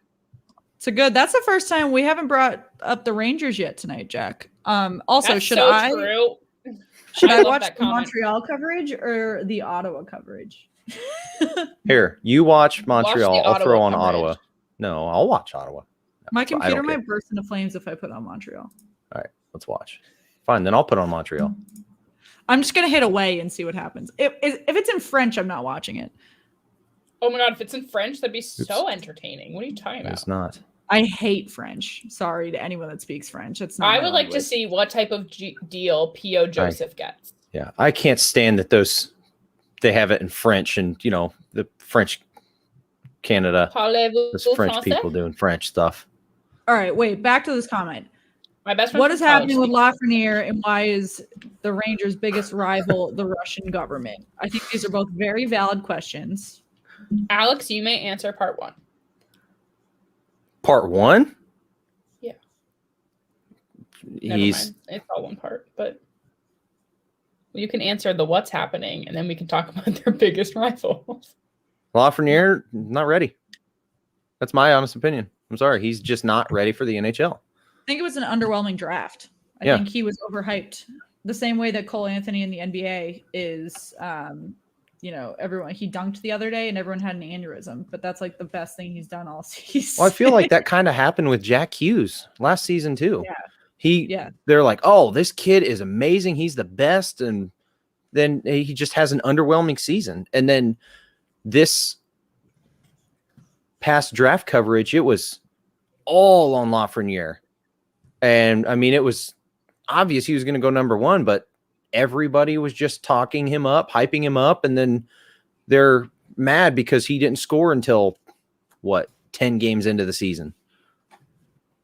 Didn't even get a point until 10 games into the season. And I think it just, especially with the taxi squad situation that's happening this season, it says a lot about, should you be relying on those young guys that much, or should you really be relying on the guys that you know? Like, did the Rangers Depends on the guy. Well, did the Rangers screw up relying that much on Lafreniere? Well, obviously he didn't. Maybe. They didn't bring him up right away, from what I remember. No, it wasn't immediate. But like, they relied, especially now, they're like, well, he's a bust for your number 1 draft pick. He's not a bust. Like, No. by any Like, means. What, 19? I made a graphic on it a couple weeks ago. I believe he's 19. Like, yeah. Well, that's the problem. People will sit there and assume, hey, he's a number 1 overall draft pick, so he should be instantly coming in and putting up numbers like McDavid. No, McDavid is just a freak. He's coming in at his age and putting up these crazy numbers, being one of the fastest people to 500 points. And then they're like, oh, he's first overall. He's going to do the same thing. And then everyone gets mad when they don't. yeah. Yeah. And it's totally. He's still trying to find his game a little bit because he went straight from his league before up to the NHL. And then he keeps getting moved back and forth between lines. He's not getting anything solid, any type of consistency with who he's playing with. Yeah. Which is going to be hard for anyone with like being new. Like, if you don't have consistency, it's sometimes hard to like really find your place within that system. Yeah. Well, you just lost a huge point of consistency with Panarin. I actually don't know how you pronounce Panarin. it. I read it literally 20 times a day, but we don't talk about, like I said, the Rangers very often. And I think CBJ just tied the game. Oh my God. Alex, Well, don't roll your eyes, buddy. No, here, hold on. I'll let you know when I see it here in about 15 seconds. Okay. All right, now I saw it. Great, thanks. I'm gonna have to. I'm tired of getting on here with you guys. You're like, oh my god, they scored. I'm like, well, the game hasn't started yet, but thanks. Cool. That's so funny because I am literally a minute behind everybody else. I don't know. There's like levels of behind here. We just have to like assess it when people come on. Okay, was it Patrick Laine? No way. No, that was Oliver Bjorkstrand. Brady Tkachuk had a wide open net and almost got the hat trick. It's still tied with 1:10 left. Okay, poll. Are hat tricks underwhelming now that there's no hats? Yes. Unless you have Gritty to throw a massive hat all by itself onto the ice. And do you get to keep that hat? Well, unless you're David Pastrnak and 6 of your goals in the maybe 10 games you've played this season have been against the Flyers and 2 hat tricks. True. And especially getting a hat trick in an outdoor game, honestly, I wouldn't care about the hats. That's just cool. And then he throws on the baller shades afterwards. Jeff, they were listening to Barbie Girl. What? Yep. Yeah, he was like, I didn't want to come out here. I was like, that mood, my man. Guys, I'm so stressed. Wait, so in terms of, do you think the Rangers are handling, I don't want the Russian government to like shut our live stream down, but like, do you think that the Rangers are handling this situation correctly? Like, yeah. Do you support by like giving him time to step away? Yeah. No. Their statement that they came out and said it was all unfounded. They were,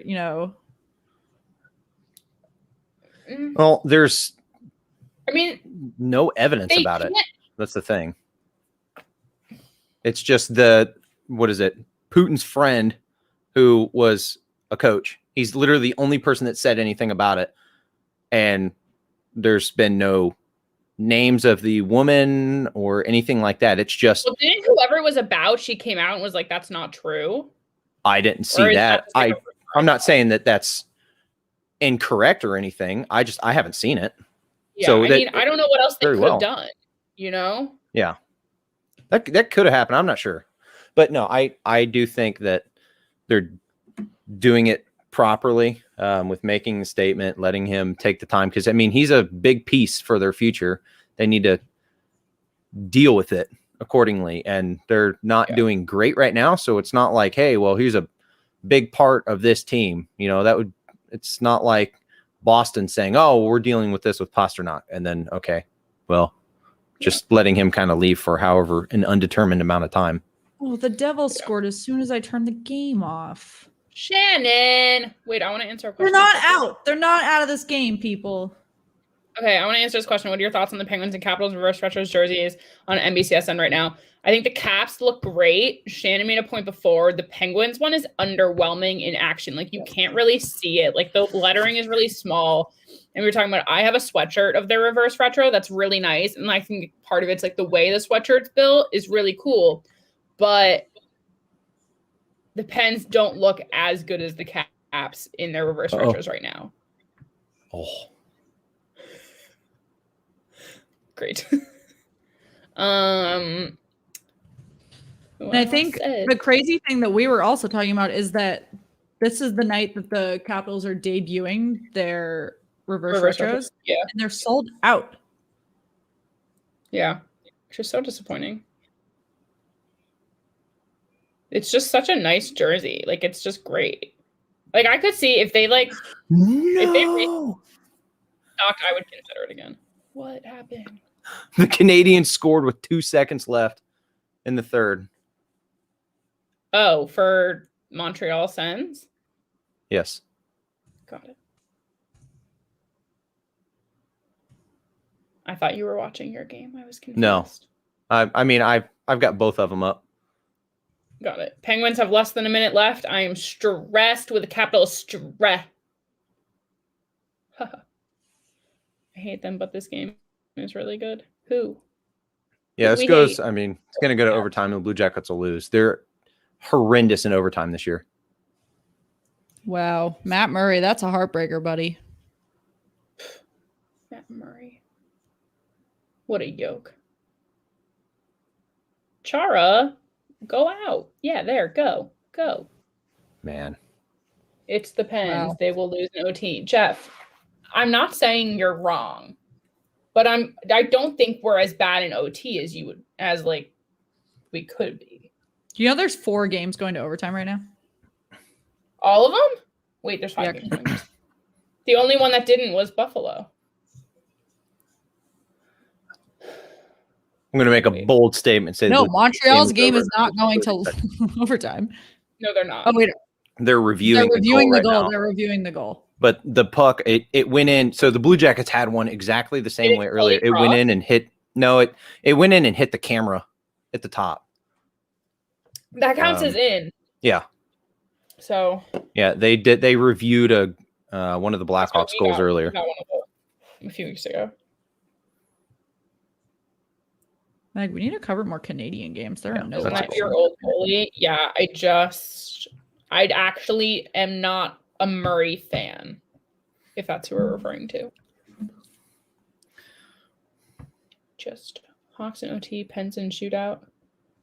I'll take that. I'll take that bet, Alex. I hope you're right. What? He said Hawks and OT. I'm not rooting for that part for you. Oh, but Pens and shootout. Yeah, Hawks will probably win it like 30 seconds in.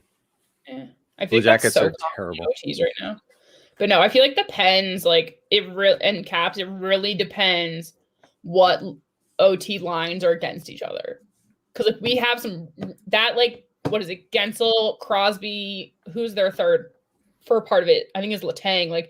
That's a really strong line. So, but it really depends who they're up against. Coverage will resume shortly. Bring it back now. I'm impatient. I can't believe that Canada hasn't even started their other game.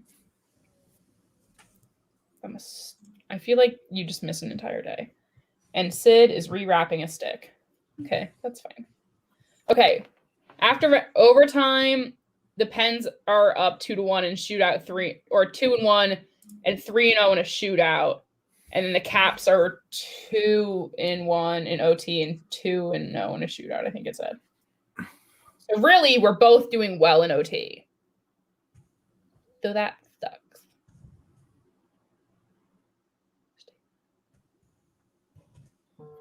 Jeff, why you gotta do that to me? You know I'm fragile right now. I'm in OT. I'm always rough in OT. I just get so stressed. I'm just waiting for Shannon to make a comment 20 seconds before I see it happen. Sorry, I'm not doing anything. I say it won't be me because I don't even have your game on anymore. I'm just so focused on my OT. Yeah. Pens are 5-1 this season after regulation. Yeah, that's true. Is that what I said before? Yeah, 2-1, 3-0. Yeah, 5-1. Thanks, Jim. Jim, what's your take? Are we gonna win? My take? What's the team? Yeah, who? I'm not rooting for the Penguins. Crosby, Gensel, and who's over there? Yeah, Letang. Oh, I love this line. Ouchie. Who's against them? Is that Tom Wilson? Oh my god, yes. Oh my god. Stressed. Wait, really? What? No goal in Montreal? Yeah, they called it goaltender. Really? Wow. I'm shocked. Yeah, he's pissed. I did not. Well, if it hit the camera, how is that a no? Wait, they ruled it a goal, right? On the ice? No. Yes. No? Yes. Then they had to have had substantial evidence that it was not a goal to overturn that. It's like football. Okay, Rust, Malkin, Marino. I'm not mad at this line either. Oh, but they have Schultz on there and Kuznetsov. Fuck. Guys, I just get so stressed. Yes, it is fun and unexpected, but my blood pressure doesn't like me when I watch hockey.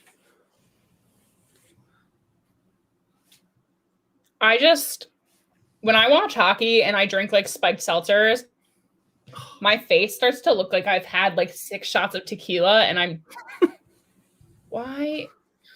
I haven't even seen it yet. If that's right. Okay, if the Pens actually did win, Bruins fan 28. Hey, the Devils scored once. That's a Oh, plus. is this what's gonna happen? Is this what's gonna happen? Is this when it's gonna happen? Yeah! You won. Oh, yep. Who was that? Was that Kapanen? Oh yeah.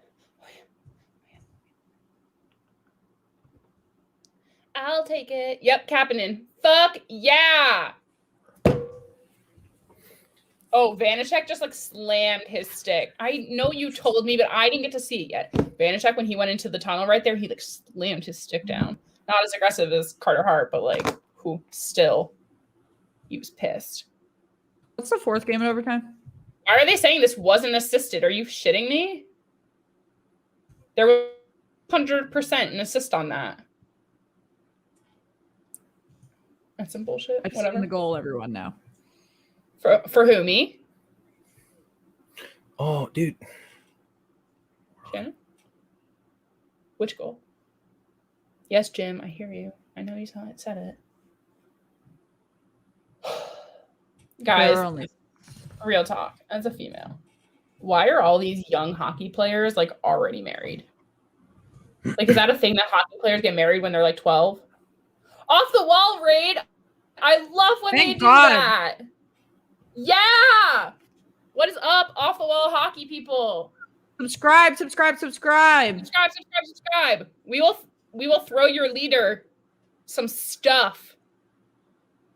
If you just keep subscribing. Yeah, me too. After them.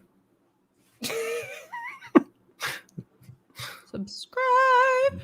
Shit, too early. It's okay. That just means you're our favorite of the group. Bring it on. Go Cat. Ooh, whoa. Why is marriage a thing at all? That's a really good question. I tell my mom all the time. I'm not gonna get married. Why is marriage? Is that what you were commenting on? Oh my God, Shannon, look who's here. Panther, Panther! I was looking for you earlier.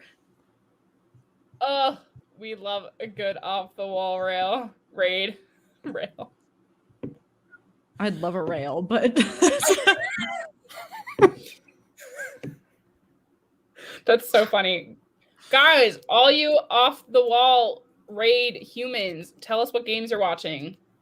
I assume the Bruins, but also we are in a race to get to 200 subscribers tonight, so we can give you all a big announcement. So please do that now. Please hit the subscribe button. Also, one more thing, I will be a guest with Off the Wall John on Thursday with his Bruins podcast, so please check that out. Yeah, check it out. I'm looking at all of them. That's a good thing. Jojo, you're watching the Hawks. Hello, everyone. I'm glad to be here because John from Off the Wall. Oh, no. We don't use that word on here, Panther. Panther. Stop it. If I can give you anything in your life, it's to not use that word. That's very rude.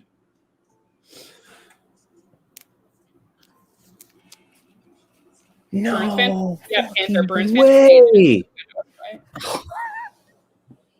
Did you lose? Oh, no. It was a very close shot. Oh, that was so close. I just got the game up. God. Wow, Off the Wall, you're doing fantastic. You just got 7 subscribers. Keep it coming. Love it. Chicago Keep it coming. Shootout. How are Have you feeling, subscribed Alex? yet? Hit the subscribe button right now. Right now, hit it. Now we're going to shootout. I have no idea what's going to happen. I hate that. Like, comment, subscribe. If you are a Blue Jackets or a Blackhawks fan, I am so sorry for you because I don't want to see a shootout right now for you. That's so stressful. Alex, what is going to happen? You know what? Cheers to Don't if you even make a comment about a bet, it's not going to happen this time. You're not getting. I wasn't going to. No, stop it. No, you're not getting another. I wasn't going to. You're not getting another Kraken hat. I'll get you a signed. Hockey. You get a selfie with Gritty. I haven't gotten squat yet. Off the wall. You want to come on? Here you are landing. Well, first of all, off the wall hockey. Hello, and hello to all of your fans. Again, If you just joined the Off the Wall Hockey Raid, please hit the subscribe button. We are trying to hit 200 subscribers tonight so that we can give you all a big announcement about what's coming in the next 2 weeks. So please hit subscribe. But also, at Alex, you are the one that's coming into our live stream and dropping your massive guest announcements. So I don't even want to hear it about bets. It's fine. I never said anything. You did. I just confirmed it. That's all. Oh, we love some subscribers. Guys, you guys are great. Off the Wall, you have the best following. Yeah, Panther, I swear. I'm with John on that. Which, Off the Wall, we just gave you our link if you want to come join for a few.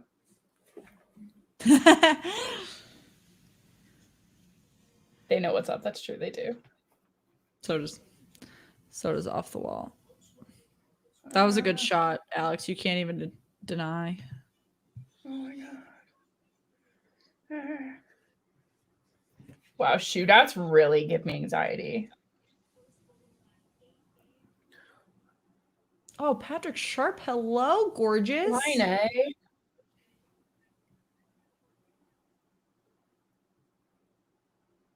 Who's their goalie? Langdon?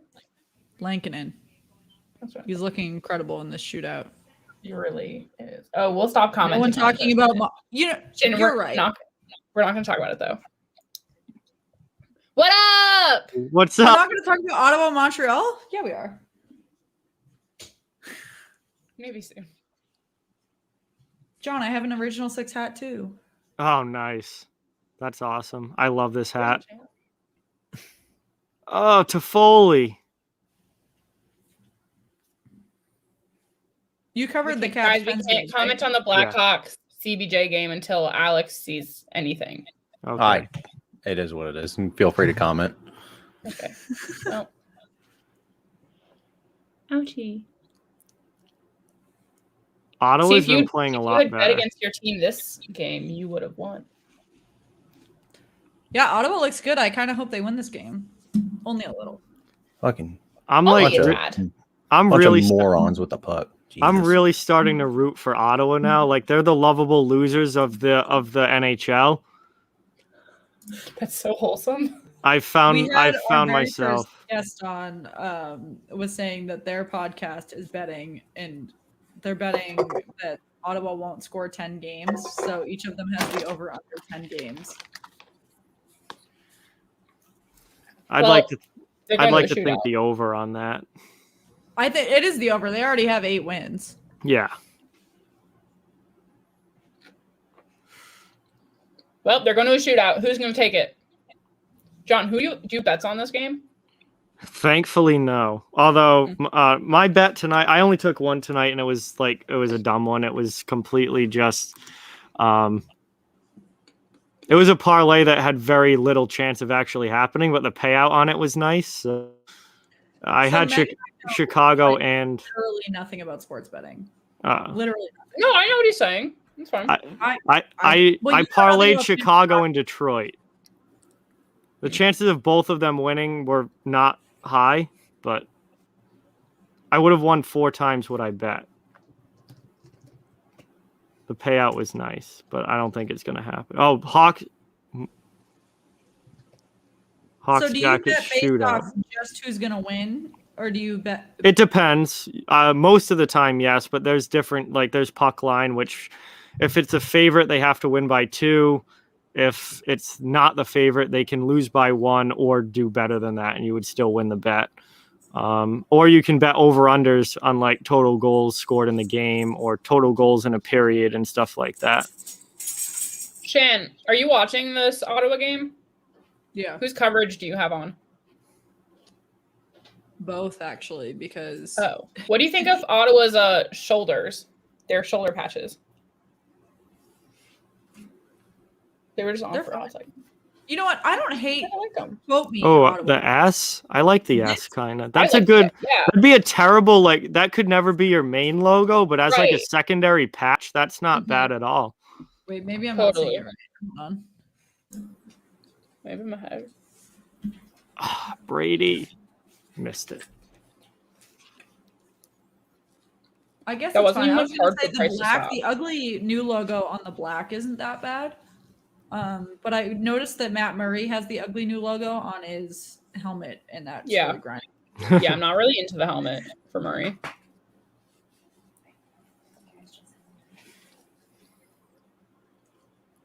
What is gonna happen? Oh, I like here? the flag with the O on it better than the S, I think.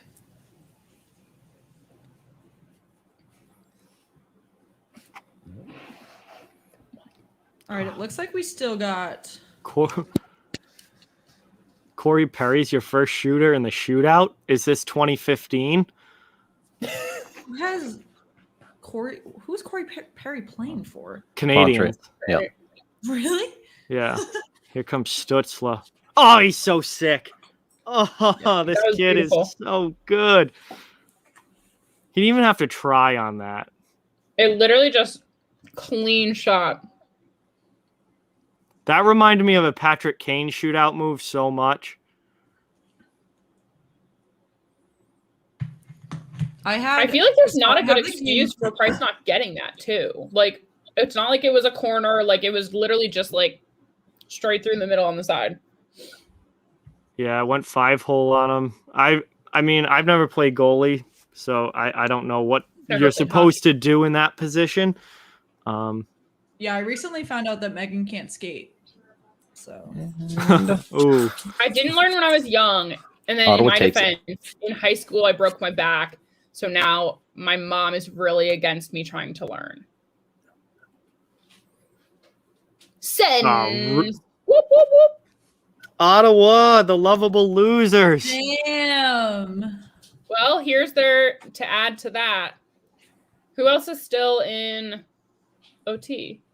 Or no, the Preds so we've and got, Red Wings first of all, Megan, we've got 25 people watching. If you have not subscribed to our YouTube channel yet, we are 25 people away from 200. So if any of you have not subscribed to Slapshot Sweethearts on YouTube, please do so right now so that we can try to get to 200 tonight. If you're watching on Twitter or Facebook, we greatly appreciate you. Please like, subscribe, and or follow on those platforms as well.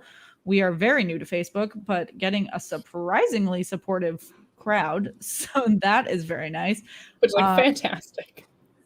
But thank you all again. I know a lot of you came with John from Off the Wall Hockey. We love you all. And I believe there is an Oilers game starting now. Yeah, in a few minutes. And then the Preds and Red Wings are in their third period right now. Preds are up 2-0. Horrendous. I have subscribed and smashed the like. I love to hear that. We got some cool guests coming up, so you definitely want to be on here. You want to see what we're up to. Had some good interviews this week. We had 2 different ones, all leading to other cool interviews. So stay tuned for what is happening. Montreal Twitter is not doing well right now. Oh no. The fire Julian hashtag is flying. Oh, we have been a part of that hashtag. Have we? Well, we as in me and John from Club Julian's Boston days. I guess the Habs have had enough. I was shocked that he made it as long as he did up there. They were so lackluster. Well, so let's check out the division standings while we look at this lackluster game, shall we? I think we shall. All right, so... Wait, I'm loading. Actually, let me hit refresh. It does a refresh live? Yeah. So... Really? The top of the Central Division... Oh my god, it does! I didn't know it did that! In my head, it just like happened at night. Like, I wake up and it's new. So we're in third. Alex, I'm going to go to you first. The Panthers have overtaken the top of the Central Division. Yes. They were already there. Yesterday when we recorded, they were in second, unless your stats were behind. Today, when I turned on here, they were in first all day. Ow. The Penguins are in third. Sorry. I mean, honestly, let the Panthers keep doing it. Half the team are old Blue Jackets, so why not? The Blue Jackets aren't going to win. Might as well. That's true. All right. So we've got the Hurricanes second, Blackhawks third, but the Blackhawks are at 10-6. What? Then the Lightning, then the Blue Jackets, then the Stars, then the Predators and Red Wings. But they're all above 500 except for the Predators and Red Wings, which is surprising. I should maybe stop shitting on them. This is how often this refreshes, is that I pulled this up maybe a minute ago and it didn't have the Blackhawks at 10 wins, and now it does. And it's Google. It refreshes automatically. The East Division has Bruins first, Caps second, Penguins third, Islanders fourth. John, I was not aware that the Islanders were actually holding their own still. Yeah, it's weird because they've had a lot of streaks this season where they win 3, 4, 5 in a row, and then they'll lose 3 in a row, and then they'll win another 4 or 5, and it's been a weird season for them for sure. But they won last night, so out for that fourth slot, but I guess I can't do that anymore because the Flyers are in the fifth slot. Phillies games played is important here too because there's such a discrepancy. Like some teams have played 18, 19 games. Phillies only played 15.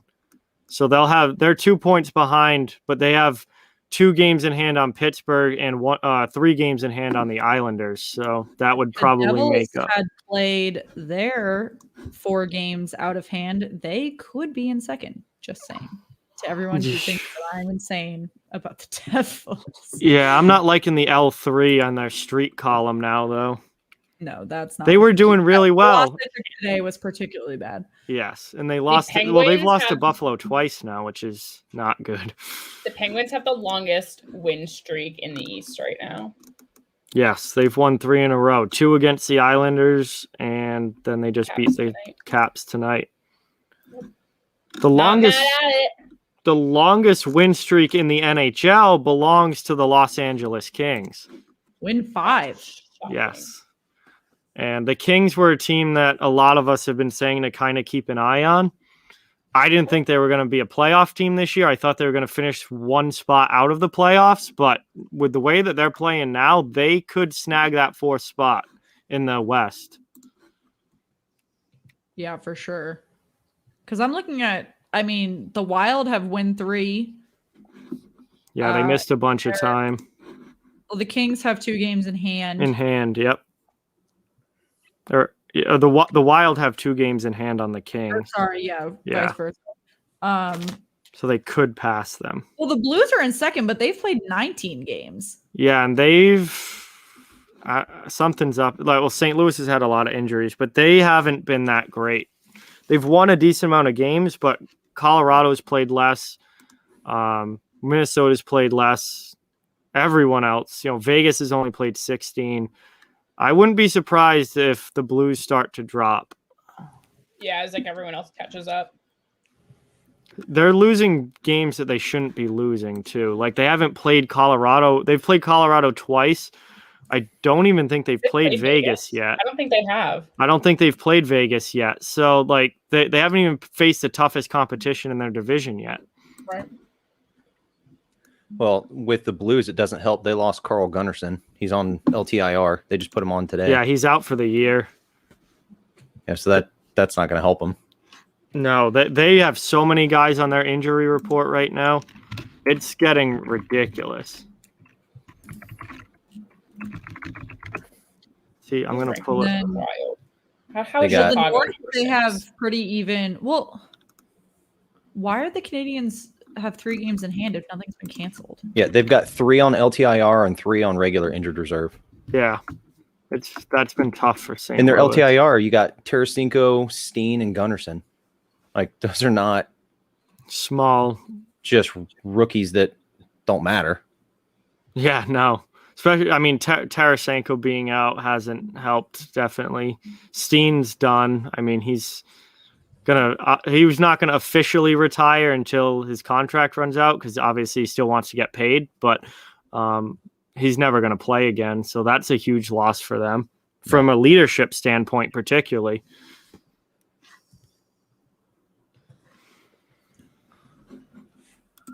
So who do you guys think is so far the best rookie and one with the best chance of winning the Calder?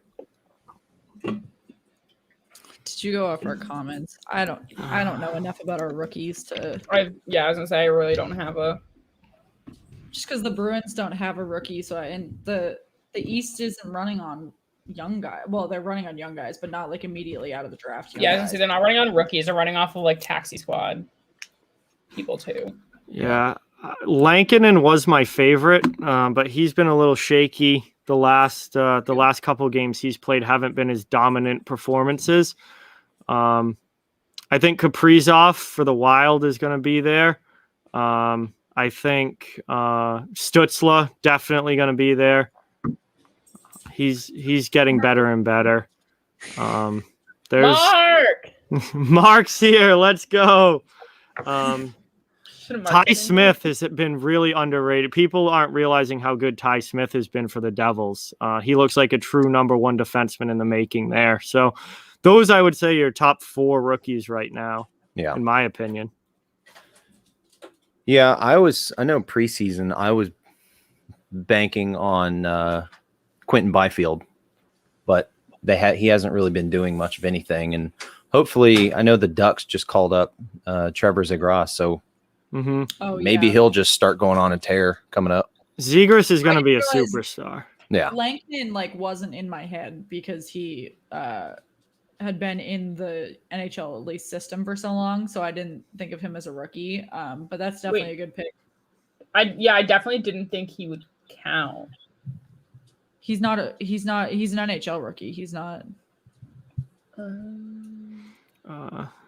All right, so I did not like the Bruins reverse retros at first. I don't like yellow as a primary color, just in general. I think it's a decent secondary color for striping, but not as like the main color of a jersey. Once I saw the Bruins actually playing in them and them out on the ice, they grew on me quite a bit. Definitely still not my favorite, but I don't hate them like I originally did when I first saw the pictures. They looked better on the ice than I thought they were going to. So they're growing on me. Also, Logan, no, the Kings have the longest active win streak right now. I don't think it's the longest win streak in the league this season, but it's the active win streak right now. And I completely agree with you on the Bruins reverse retro jerseys. I absolutely hated them. I thought they were I hated them at first. And not that I am about to go buy one by any means, but I thought they looked good in the moment. I'd say the exact same thing for the Flyers reverse retro jerseys. I thought they were a cooler version of their regular jerseys, but pretty much the same thing that we were talking about with the Pittsburgh reverse retro jerseys, because they just debuted them tonight, is that they looked fine, but they were pretty underwhelming.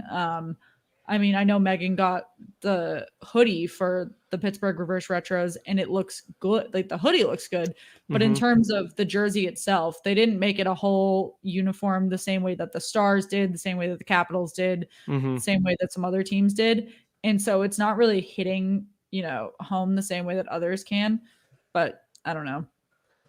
I didn't like Pittsburgh's it's not that I didn't like Pittsburgh's. I thought Pittsburgh's was very boring when I first saw them, but seeing them on the ice has made me like them a lot more. Seeing them play, I'm like, it actually works and it goes well with the black pants and like. But do you think they're going to look good indoors? Like, I don't think they're going to have the same when I see them inside at the Garden without fans. I don't think they're going to look.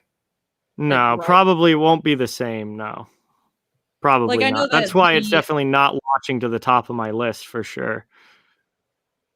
Yeah, I don't know. Yeah. Well, before we get too far into it, Alex, I know you have some stuff to put out recapping tonight's game. So we will bid you adieu for tonight. Are you muted? Yeah. I was. So what happens when your wife walks down so you can talk to him? Oh, wholesome content. I wouldn't know what that's like. I'm just a chill little single Pringle. That's a great conversation. Hey, do you want me to lock the door and turn the alarm on? Yep. Yes. Go ahead. That's fine. not very exciting. Well, tell tell the homies where they can find you on the interwebs. You can find me in the land of the tweets at @anuddle_CBJ, right next to my name. You can also find me at Cannons and Tomahawks podcast at Cannon Hawks Pod. Check out my other podcast at CBJ After the Blast. If you want to hear me just go on rants and raves about the Blue Jackets and how everything in the world is terrible revolving the team, you can find that at CBJ Blast. Where he's headed right now. Absolutely. Oh, yeah. Yeah. You can also find us on Instagram and YouTube, and check out our link tree. Go get some cool stuff. Spy Optic, and then Pure Hockey for both the Sweethearts and Cannons Tomahawks. Oh, yeah. Follow them links in our bios, guys. Well, Alex, lovely as always. I'm sure we will see you in the next few weeks back on here. Yeah. We are. I know Zach and I are doing a live stream next Saturday. So we will be. I was going to ask Jen if you wanted to do that. I think I'll just crash yours. Whatever. That's fine. We might have like 2 people watching, so that's fine. That's false. But whatever. But no, that's fine. Yeah, we'll be doing that next Saturday, and we'll let you guys know. Lit. Thank you, as always. Have a swell night. You too. Have fun. Bye. Bye. Oh, John, what's the tea for tonight? What's your takeaways from tonight's games? A lot of overtime, so that was kind of fun. Anytime you get sudden death hockey, it's fun. Stressful. Yes. I don't really get stressed if my team's not in it. Well, if your team's in it, it's very stressful. It's like edge of your seat. Come on, don't screw this up. But when my team's not in it, I'm like, yeah, it's fine. No. It's just fun hockey because you know that whoever scores next is going to take it.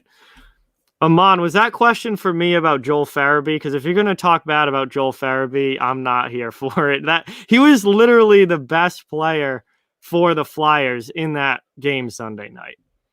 Like, there weren't many Flyers that had good games, but Farabee had a good game, and he already has 8 goals this season. Got a question for you, John. I don't know. I wasn't watching that game, so I'm not entirely sure. I think, did Montreal have a goal called back? Because I think Montreal was supposed to go up 5-4, and then that goal got called back. And by the time we knew that goal got called back, my stream had ended because the Caps had just lost to Pittsburgh. So I believe that was an interesting call because I feel like, what was it, like 3 weeks ago maybe? There was a call on a Penguins goal that I think they had said it was a goal, and they'd realized that it had hit the camera, and that's why it bounced back out, which I think is what we were seeing tonight, is that it hit the camera, but I guess they saw something that we didn't see and then called it back. But like, I personally, from what I saw, didn't necessarily see the evidence of it. Yeah, but I haven't seen the replay yet, so that will be an interesting one to look at. But I guess that's what happened. So they had that last goal called back, and that led to OT, and then the Sens go on to win, obviously. Mm-hmm. Well, yeah, from a Bruins perspective, Carter Hart was the favorite player, but I look at everything objectively. I don't look at anything as a fan whenever I do stuff. So from a neutral standpoint, Farabee had the best game of all the Flyers. Couturier wasn't bad either. But that was just a tough showing for Philly. Their decor in general, there's a problem there. Philly needs a defenseman, and I don't think they're going to go deep into the playoffs without one. They'll make the playoffs, but I don't think they're going to go deep into the playoffs without a defenseman added to that group because their D is a problem. Totally. And we're got another one for you. Do I think the Hawks will make the playoffs? Man, it's hard for me to say no at this point, the way that they've been playing, but making my prediction look so bad because I thought they were going to be right down with Detroit near the bottom of that division. And Kevin Lankinen stepped in and been a much, much better goaltender than I ever expected. So, I mean, they absolutely have a legitimate shot, and Columbus has been a lot worse this year than I was expecting. So looking at the standings now, I mean, I definitely think Florida, Carolina, and Tampa Bay get in. I think it's going to come down to Dallas and Chicago for that last spot. At least that's how it's looking right now. One of those teams is going to get left out, and one of those teams is going to make it. What else we got here? What's the T? Whoever called the Buffalo win, good for you. I would not have called that by any means. I don't know, but we'll do a little win roundup before we call it a night on the games from tonight. Waiting for my page to reload because it had an error. Pens need to get creative. That's true. They do. Well, Canucks have already started their game. They're up 1-0 over Edmonton. Wow. Barely just over 2 minutes. Yeah. Yeah. The way hockey times work fucks in my head sometimes when I'm not paying attention. Anyway, like I said, Buffalo beat the Devils 4-1. Pens beat the Caps in OT 3-2.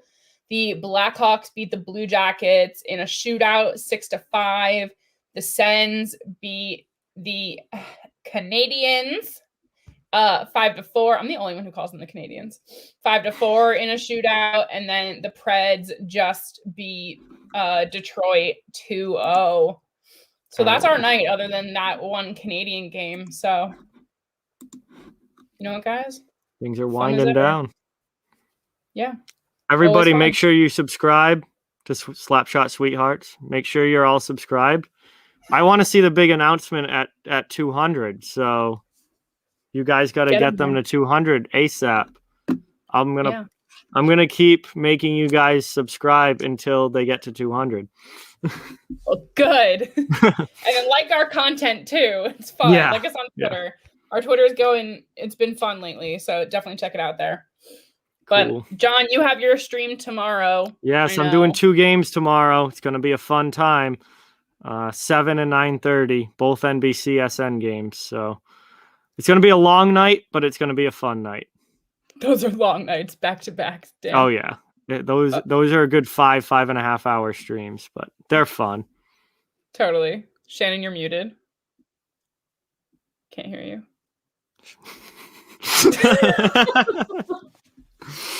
This day between an interview we did earlier and this right now, this is like the never. What about this one? Can you hear me now? There you go.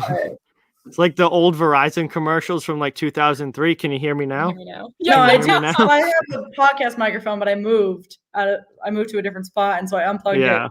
And I have it's a USB microphone, so I use the mixer in my computer, and I can't figure out the inputs for my life. So if anybody is an expert in voice meter, please let me know. Amazing. Well, guys, as always, you know where to find us. If you're not subscribed to our YouTube, if you're watching on there, definitely do that now. Twitter, @SweetheartsPod, Instagram, Slapshot Sweethearts. You know where to find us. Now go do it, and we will catch you all next time, sometime next week. Stay tuned.